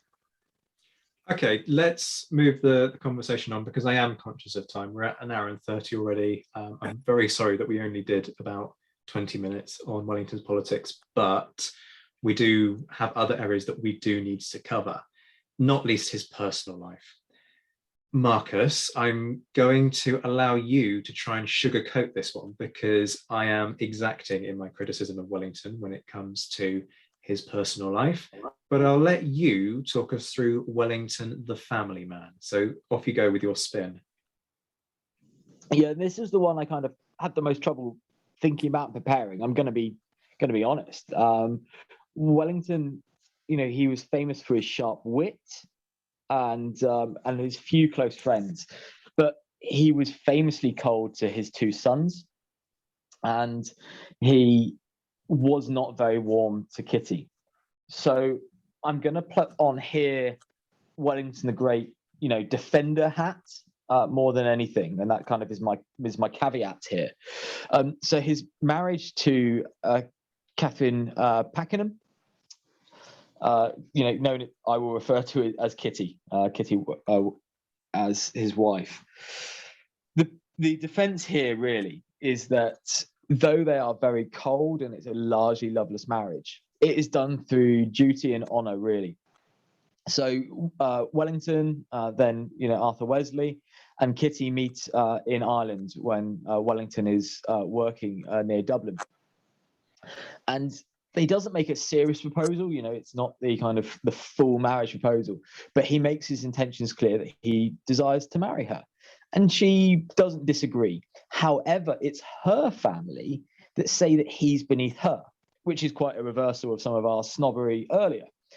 Sometimes you can out-snob the snob, maybe. And, as a middle son of really quite minor aristocracy, he's not good enough for her. During that time, he doesn't give up, and he goes to India. And yes, sorry, my story here is kind of chronological, is my defense. And so he goes to India. They don't talk too much. And during that time, actually, she is engaged by another man. She is proposed to. He comes back, and they kind of slightly start to renew the friendship. During that time, she insists that they see each other in person before they take the relationship any further. And she understands why, and it's because she's become quite ill during their time away. His time in India is almost a decade, and she she doesn't look very good after her, and she is aware of this. Sadly, Wellington says to his brother, and it's a famous quote, "She has grown ugly by Jove." Not a flattering thing to say about one's fiance. However, he's in two minds, but his honor kind of dictates to carry on, and they are formally engaged and then married in 1806. So after he's been home, and they have two sons in relatively quick succession in 1807, roughly. So after that, the relationship really isn't warm, especially after most of his military career. During his military career, he's a prolific writer. Both himself as academics, we've gone through probably hundreds, if not thousands, of his letters and his dispatches, and he's a really prolific writer, both in military terms and also to friends. To Kitty, poor Kitty, he's not. He writes to her very rarely. And she's quite disheartened by this. But she has a comfortable life back in England. However, she does not enjoy the fame that comes with being, the wife of arguably one of Britain's most able military commanders ever. She doesn't enjoy the attention. She certainly doesn't enjoy the attention when he comes home and then is in London or with the fame. She prefers to live out in Stratford-Say in the country house, trying to enjoy quiet parties and a little bit. She doesn't enjoy the central focus, which is something Wellington does. He likes hosting dinners with the Prince Regent or the King. He likes hosting the ambassadors from around the world to come to fantastic dinners at Apsley House. Kitty does not enjoy that. They are a poor match, really, is my main defence with that. They are not similar in character at all. However, my final defence is sadly Kitty, grows quite ill, quite a lot before him. And in 1831, she's on her deathbed in Apsley House, and she reaches up his arm and feels an armlet, effectively like a bracelet or a necklace that you wear around the top of one's bicep, and it was quite popular in Georgian Britain. And she feels that this is a gift there that she gave him earlier, and he's still wearing it. And they say that literally in those last hours, they smile and they find each other. And Wellington's quote, which is in Richard Holmes's Iron Duke book, if anyone's looking for it, is that he says to his confidants that if she'd looked for it 20 years earlier, or for any of those 20 years, she would have found it. So there is some affection there from husband to wife. He's not a warm and loving husband, and he has many dalliances with younger ladies who effectively throw themselves at him because of his fame. And also, he's a very well dressed chap. His nickname from the ladies was the Beau. He is like Beau Brummel, very well dressed and quite striking features, if not handsome. He's very cold towards his sons, and his son and heir says effectively that there never will someone be more disappointed that when the Duke of Wellington's announced, and I will walk in, for when he inherits the title as the second Duke of Wellington.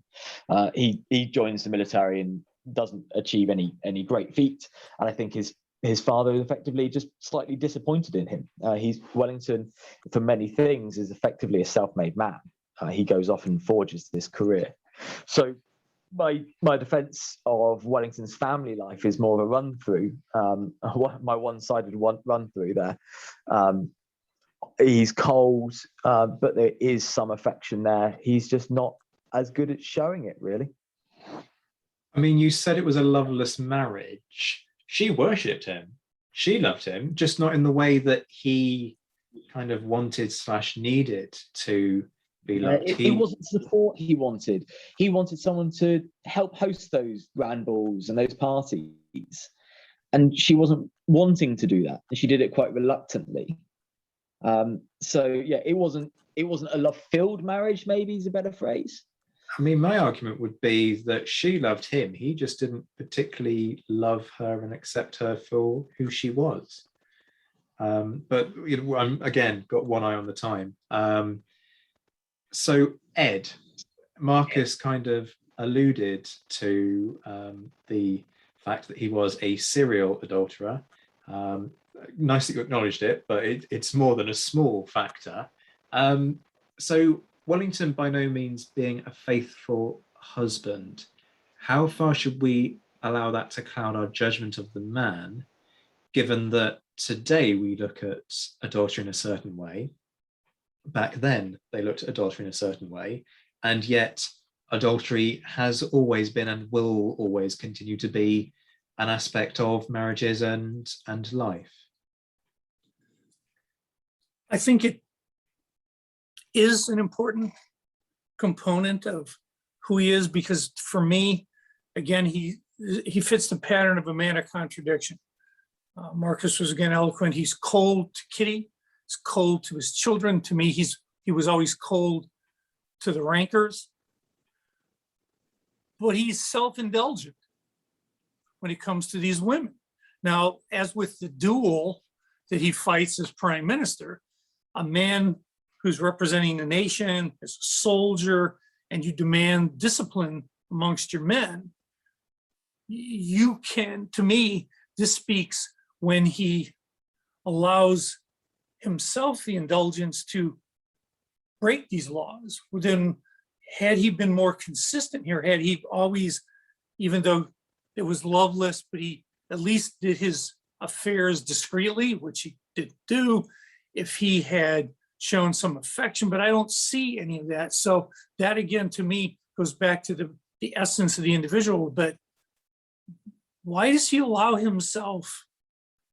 I don't know. I don't have the answer to that. Why does he allow himself the freedom to act against societal rules, if you will, being a man of such great discipline? And he did so with the serial adultery, and he did it with a great verve. And I have a quote that I think early on, it was when he was being a diplomat, but this is from Muir, and I'll just read it. As he was escorting Lady Shelley from their box at the opera, because that's how you keep it quiet, right? The crowd parted before them with the greatest respect, and Wellington remarked in the gayest tone, "It's a fine thing to be a great man, is it not?" So how much of this is narcissism, is ego? And so he couldn't get what he needed from Kitty.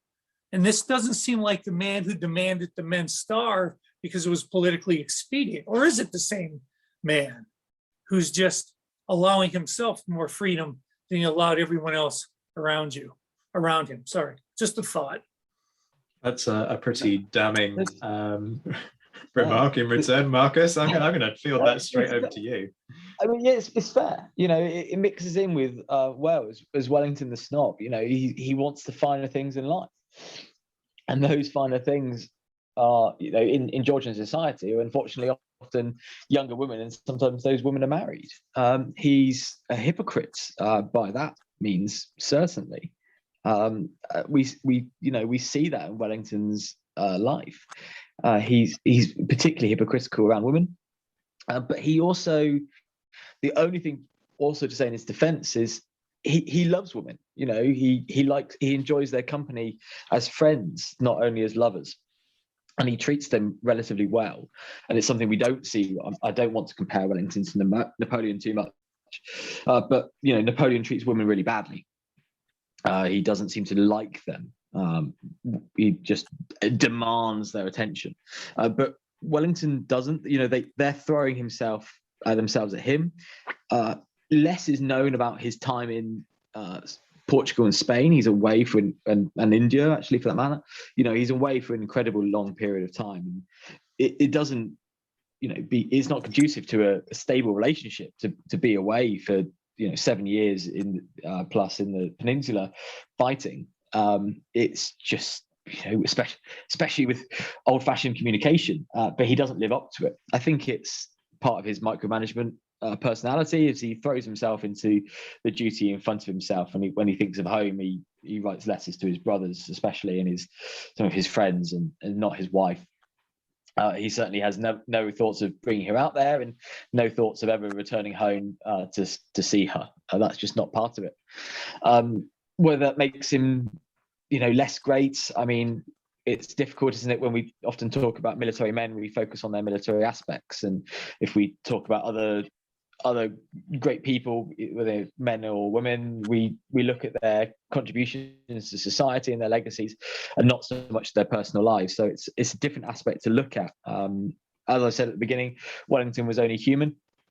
He, doesn't deserve, complete adoration and worship. And I just find it's a really interesting aspect of his personal life. But yeah, he's certainly not without blame here. No, as you say, 6 years out in Spain and Portugal, relatively early on in their relationship, certainly didn't help the situation any, and certainly didn't help the situation with his children. Actually, just as we were coming on, I think his second son was born a month or two. No, it was born. I think his second son was born a month after he got on the boat for Portugal. Well, for Spain, rerouted to Portugal. So he didn't have a lot of time, especially to be a father either. I don't think he would have recognised his children. He would have come back for the Convention of Sintra inquiry. The amount of time he would have spent then would have been limited to less than 6 months, and he would have spent more probably time with horse guards than at family home. So, and then away again. So he certainly would have not recognised those babes in arms then as being young boys. Would have led to a really difficult relationship. And not enough has been written about Wellington the father.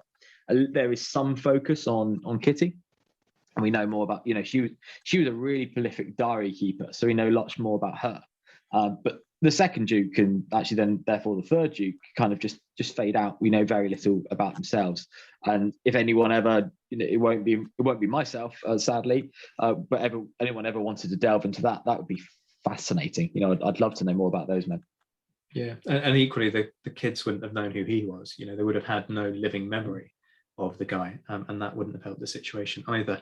We've touched on hypocrisy, and I was going to, with one eye on the time, kind of skate over this, but seeing as we're in that realm, let's just very, very briefly touch on what I think is probably the most extreme example of hypocrisy in Wellington's entire career, which is the duel with Winchelsea in March 1829. For folks who aren't familiar, there is a duel between the two of them. Insults are exchanged, and the reason that I turn around and say this is hypocritical is that Wellington, as commander of the army, knew that dueling was banned amongst officers. You've got to bear in mind that this is a guy who has signed off on courts martial, and so has seen trials of officers and has approved cashiering in some cases when it's come to dueling. And yet, he doesn't just agree to the duel with Winchelsea, he's the one who sends the challenge. Now, as Prime Minister at the time, surely that's exceptionally reckless behaviour, Marcus. It's reckless in the extreme. Part of me with a modern hat on almost wants to respect him, because I'd love to see some modern politicians step forward and, rather than insulting each other across Parliament, which is tiresome on TV, kind of put their money where their mouth is. It's kind of that Georgian hat on is to making a man, and what dueling about really was an act of honour, and that's what we see with his duel at Battersea Common, where it takes place. Is he turns up when Chelsea fires in the air and Wellington fires wide. There's some debate about whether Wellington tried to fire and missed him, but he does actually mention on his way there that he intends to fire wide. So it's all about honour. It's hypocritical in the extreme that he, was rebuking officers beforehand, but he's not in an active army role then. Let's remember that. He's not on the front line. He's not on campaign. He's has a rank, of course, but he's in the political sphere, and he's kind of at the height of this. What is interesting is that it relates earlier to what we're talking about, is the Catholic Emancipation Act. And without going too far into it, because I find Georgian politics interesting, and I know from Twitter a handful of people do, but maybe the majority don't, is it's all around the insults following Catholics, and dare I say, like bigotry against Catholics at the time from the British aristocracy. And here we see Wellington defending it. It's largely related to King's College, London, and trying to pass through allowing Catholics there within status. So it's very complicated. It's fascinating. Is it hypocritical? Yes. am I going to berate Wellington for it though? Probably less. Wellington defender. That's what I'm here for. Yeah, I think. You laid the task upon me, so I must defend him. Really, this is what I do in my spare time. It's my hobby. I don't get paid for it. I enjoy it. So Wellington issues this, and he's got to kind of go through with it as well. He turns up. It's all about honour. Neither of the gentlemen intend to kill each other. I think Winchelsea would be a fool to try to intend to harm Wellington. He is, yes, he's Prime Minister at the time, but he's also basically the most famous Briton in England, but outside the royal family. I've always struggled to find a comparison to Wellington's fame. He'd be as recognisable up there with your Brad Pitts and your Prince Williams. That's how recognisable he would be. I really struggle to find a modern comparison in the world. If anyone's got one, please shout up. But he's really up there. And, with that comes his legacy of Waterloo, Marseille, and the Peninsula. It's an interesting chapter in Wellington's life, is all I keep coming back down to. It's part of that Hollywood story that has never been made because they want to commission another one about Boney. We are long overdue a Netflix adaptation, or would have been HBO. Let's get Amazon to pick up a 10-part series about Wellington's life after Waterloo. I would love for something to start on the 19th of June, or something to start at 8 p.m. on the 18th of June, 1815, and to follow through to 1852. That would make my day. I don't know. I think you two gents would watch it. I know your listeners of the Napoleonicist would watch it, but I don't know how many other tens of thousands would. But I think that's what we're overdue. It's a fantastic tale. A prime minister that takes a duel. It's the last one. It's the last prime minister who issues a duel with pistols on Battersea Common. I mean, but maybe there's a reason for it.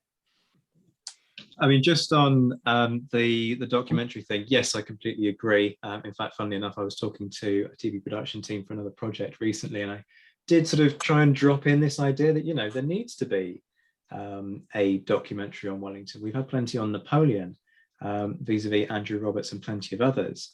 But one on Wellington's life would actually make for some interesting listening. But I mean, you touched on it yourself. He retains that commission. He is still a general, no less, in the British Army. And the regulations are clear. The regulations haven't changed. Hypocrisy. I suspect we're all in agreement. Ed? And civil law says this is illegal. And I don't think, as the main lawmaker, the prime minister, you can go, yeah, but I'm making an exception for me. And I just find it to be, I think, again, self-indulgent. It's a contradiction. Maybe I'm misinformed, but I thought he had worried beforehand. He didn't want to shoot him because if he hit him, he didn't want to have to be confined and jailed if he'd hit him. But I thought, didn't his shot hit the guy's coat?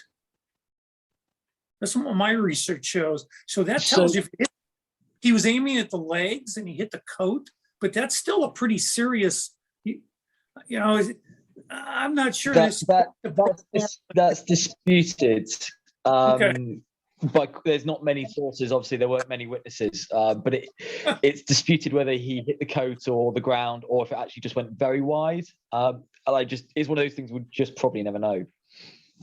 But my point being that this, for a man of discipline and required thinking before you act and considering consequences, this is pretty reckless.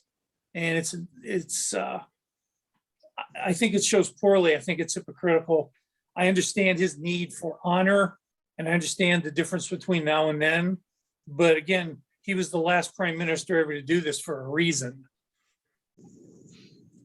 Damning comments there from Ed. We will keep the momentum going. We have also touched just briefly on this, but as we start to move towards wrapping things up, I want to talk legacies.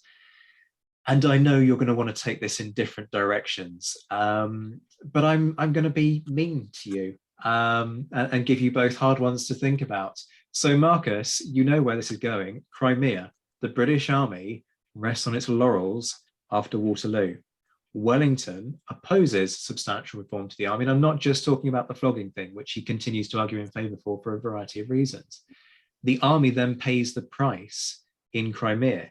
He's the commander-in-chief. He's the head of administration of the army. Is his legacy, therefore, ironically, a negative one? Because he insists on maintaining the army that fought Waterloo, and therefore it comes unstuck when it has to fight the Crimean War. He doesn't prepare for that next conflict. Yeah. I mean, your listeners will know in the Napoleonicist episode of that we were talking about his greatest victory, and you nominated me to speak on Porto. You at the end, the last question was his greatest failure, and along with the Great Reform Act, I argued for failure to reform before Crimea. And Josh Provan shouted something which like unintelligible, basically, about muskets. No, I agree. Actually, I don't have much here to say other than I do agree. Wellington blocked the reform. I don't know whether it was his harking back to the glory days of Waterloo as such. I doubt it. Or it's just the kind of almost, it was almost unthinkable then to think that his army could be defeated. So the only thing in his defense is kind of not with him, is that he was not the only commander-in-chief between Waterloo and Crimea. And there were other ones, but Wellington certainly didn't go very far. He didn't reform the army, and he didn't do much to modernize the system, except to sign in some new rifles. But the army needed far more reform than that, especially with logistics, medical care, and actually reforming the regimental system into something slightly more flexible. So yes, strong agree. It wasn't until really the Cardwell reforms of the 1881 and completely reforming the regimental system do we kind of start to see a modernized force, in my opinion. So I don't actually have too much to defend Wellington on this one. Sorry to disappoint. I think that Wellington should have done more in his quieter years in retirement down at Walmer Castle, and should have started to throw some papers off to Horse Guards. Yes. I think that we are going to have completely rewritten people's perception of you in terms of an arch Wellington enthusiast over the course of this episode.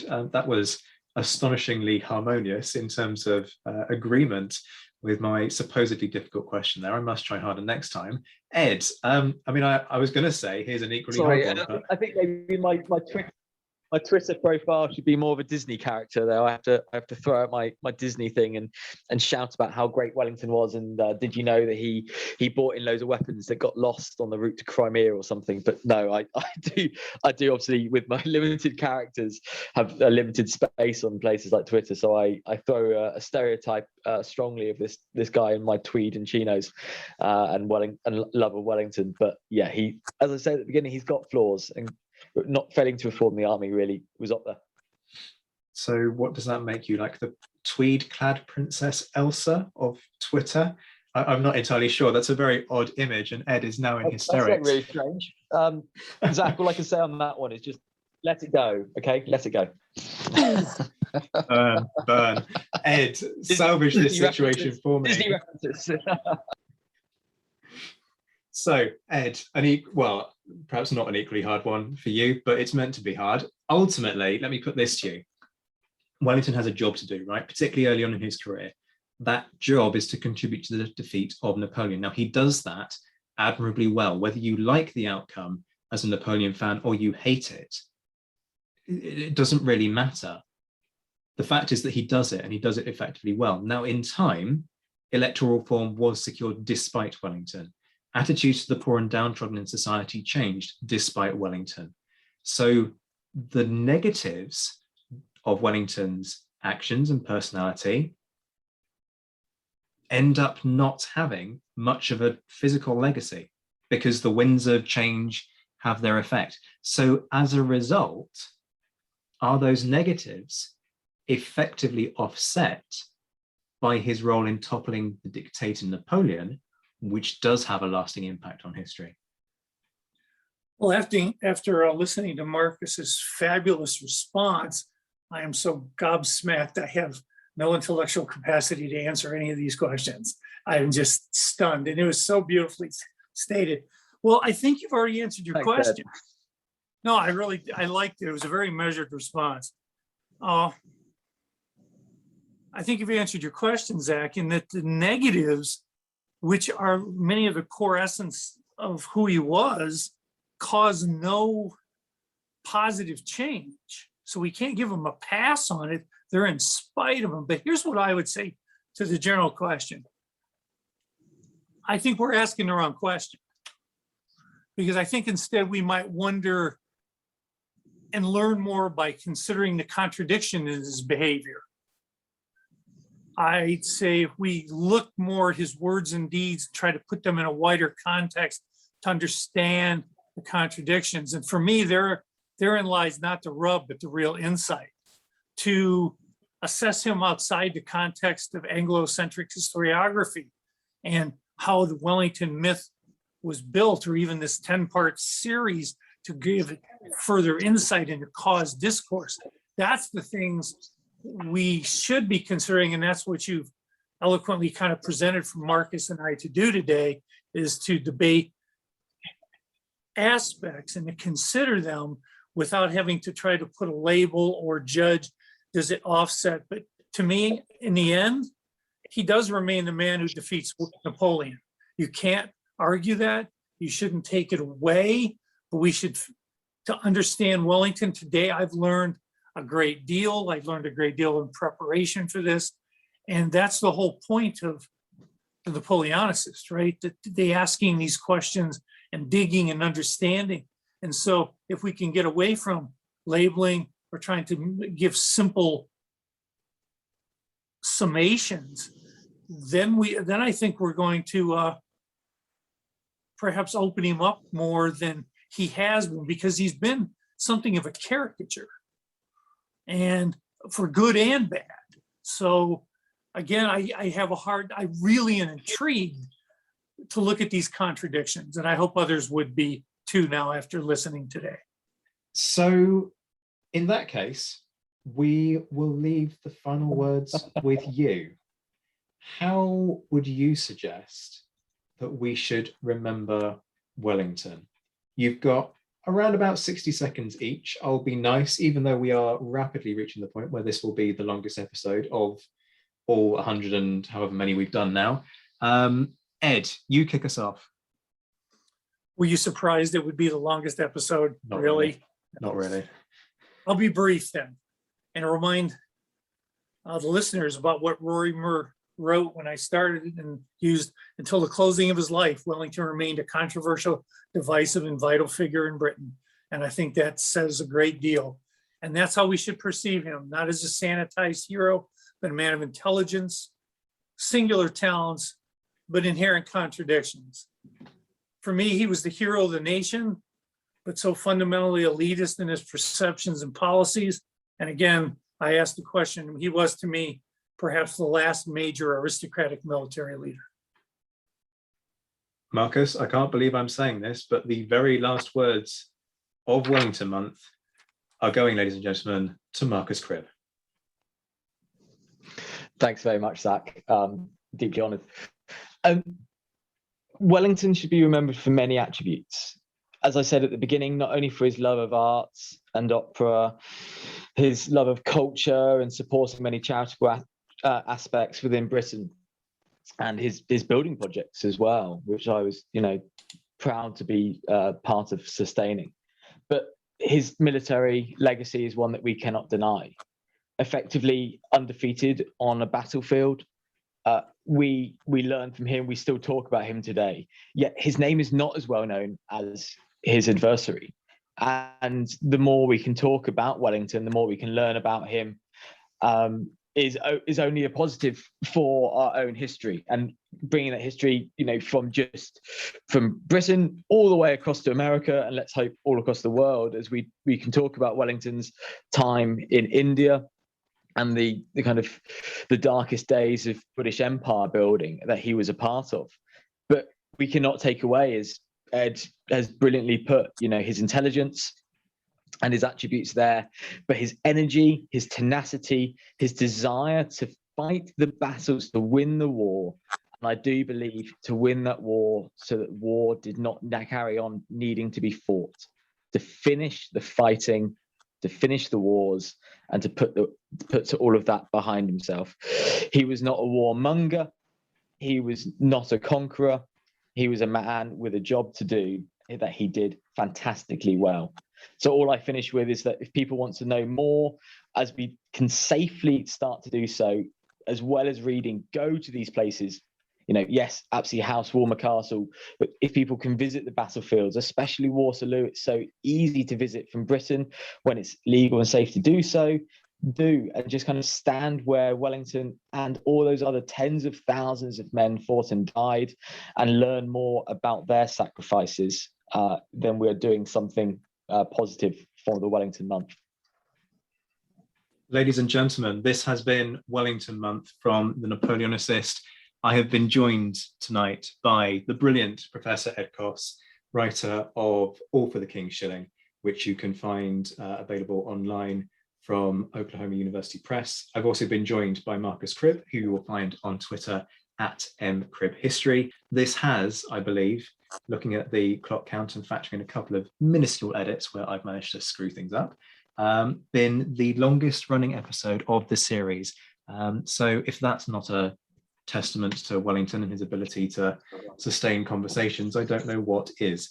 Stay tuned for a quick taster of what's coming up. But Ed and Marcus, thank you both very, very much. Thank you both too. It was a pleasure, a real honor. It was brilliant to. I've been looking forward to not only being back on the Napoleonicist, as you know, one of my favorite podcasts, but speaking with Ed, a man I respect, and you more than worthy adversary, sir. So thank you very much for putting up with me. It was great. As you've just heard, that brings us to the end of Wellington month on the Napoleonicist. I hope you've enjoyed the breadth and depth on offer throughout the last 4 weeks, and that this has encouraged you to think about Wellington, and in fact other figures from history, in a different, maybe more mixed light. I want to take a moment to thank all of those who contributed: Beatrice de Graaf, Mark Thompson, Josh Proven, Will Fletcher, Christine Hughes-Patrone, Martin Howard, Bob Burnham, Marcus Cribb and Ed Coss. In case you've missed it in previous episodes, there are shout-outs for my guests' works and social media in the episodes. Do take the time to follow up on their work if you are keen. They participate in these episodes for nothing, much though I would love to pay them. There isn't the budget. So give them a follow on Twitter if you're intrigued by their work, and support the brilliant research that they are involved in. You know what's coming by now. A huge thank you to my patrons and supporters. The focus of these themed months are actually chosen by the Emperor and Commander level patrons in an admittedly meagre attempt to thank them for their input. They are actually voting on the next themed month right now, so if you want to influence that vote, you know what to do. If you don't want to become a supporter, believe me, I totally get that. Times are hard, money is finite, and I never want folks to be guilt-tripped into supporting this podcast. But there are still massively impactful things that you can do to support this show. For a start, hit the like button and the subscribe button. That takes 2 seconds, but it has a major impact on the algorithms, especially if everyone did it. 700 people tune into an episode. If everyone did it, the effect would be phenomenal. You can stay up to date with the Napoleonicist news by following me on Twitter at ZWhiteHistory. Best of all, you can leave a review wherever you get your podcasts. The more glowing, the better, if I'm honest, but still. What if you do want to support the show financially? Well, I'll be level with you. I have an aim to make the content weekly, but for every hour of podcasting, there are a good 4 or 5 hours of prep, sourcing, research, and editing. This podcast isn't about making money. If it was, I'd have tried to sell it to a distribution company and taken a wage from it. I'd have slapped adverts on it all the way through and taken sponsorships. Instead, the money gets reinvested. I'm happy to invest the time, but the kit is another matter. I want to bring you videos. I want to bring you live, in-person interviews at interesting locations. I want to bring you aerial footage by drones on top of what have become the staple episodes of this show. Yet those are expensive dreams, hence the podcasting equivalent of begging at the start and end of each episode. So if you are interested and are able to, and I emphasise that last bit heavily, check the links in the description. You needn't become a regular supporter if you don't want to, since you can leave a tip via Ko-fi. Whether it's £1 or something more, know that I am massively appreciative of your generosity. When it comes to Patreon, there are tiered systems. Check the link for the prices, it's all in the description to this episode. There are different perks in each tier, so you can hopefully decide what is worth it for you. All patrons get 10% discount on Napoleonic titles at Pen and Sword. There are other perks like shout-outs, voting rights and bespoke meetings with me. A particular thank you, therefore, to my Emperor-level patrons, Mark Stoos and JC Kaiser, my Commander patrons, Ger Brown and Jane Davis, and my mentioned in dispatches patrons, Mark Dewhurst, Jim Getz, Stephen Colson, Colin Fieldhouse, Ryan Diamond, Alexandra Lyon, Josh Keeney, Gareth Copeland, Ross Flowers, Jim Deary, Lucy Tatner, James Bevan, Rory Muir, Lynn Dawson, Beatrice de Graaf, Anna Vakulenko, John Haynes, Brendan Teeling, an anonymous Canadian, Alex Churchill, and Rob Griffith. So, the bit that you've hung around for, what's coming this autumn on The Napoleonicist? Well, another themed month is incoming. It's looking like it will be Naval Month, but as I say, that vote hasn't closed yet, so everything could change. I've got sessions on the politics of war, pirates, women in conflict zones, and a particularly poignant and, in my opinion, very important session with a major announcement about a charity dedicated to honouring the Napoleonic war dead.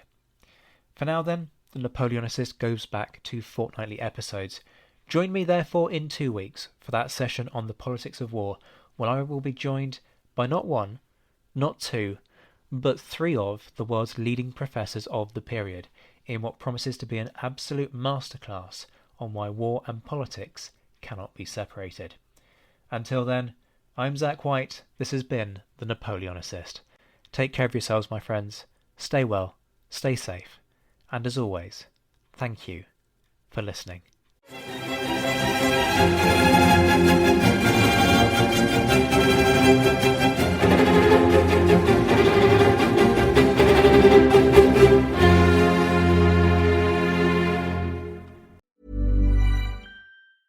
Even when we're on a budget, we still deserve nice things.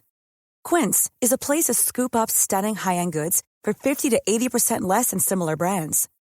They have buttery soft cashmere sweaters starting at $50, luxurious Italian leather bags, and so much more. Plus, Quince only works with factories that use safe, ethical, and responsible manufacturing. Get the high-end goods you'll love without the high price tag with Quince. Go to quince.com/style for free shipping and 365-day returns.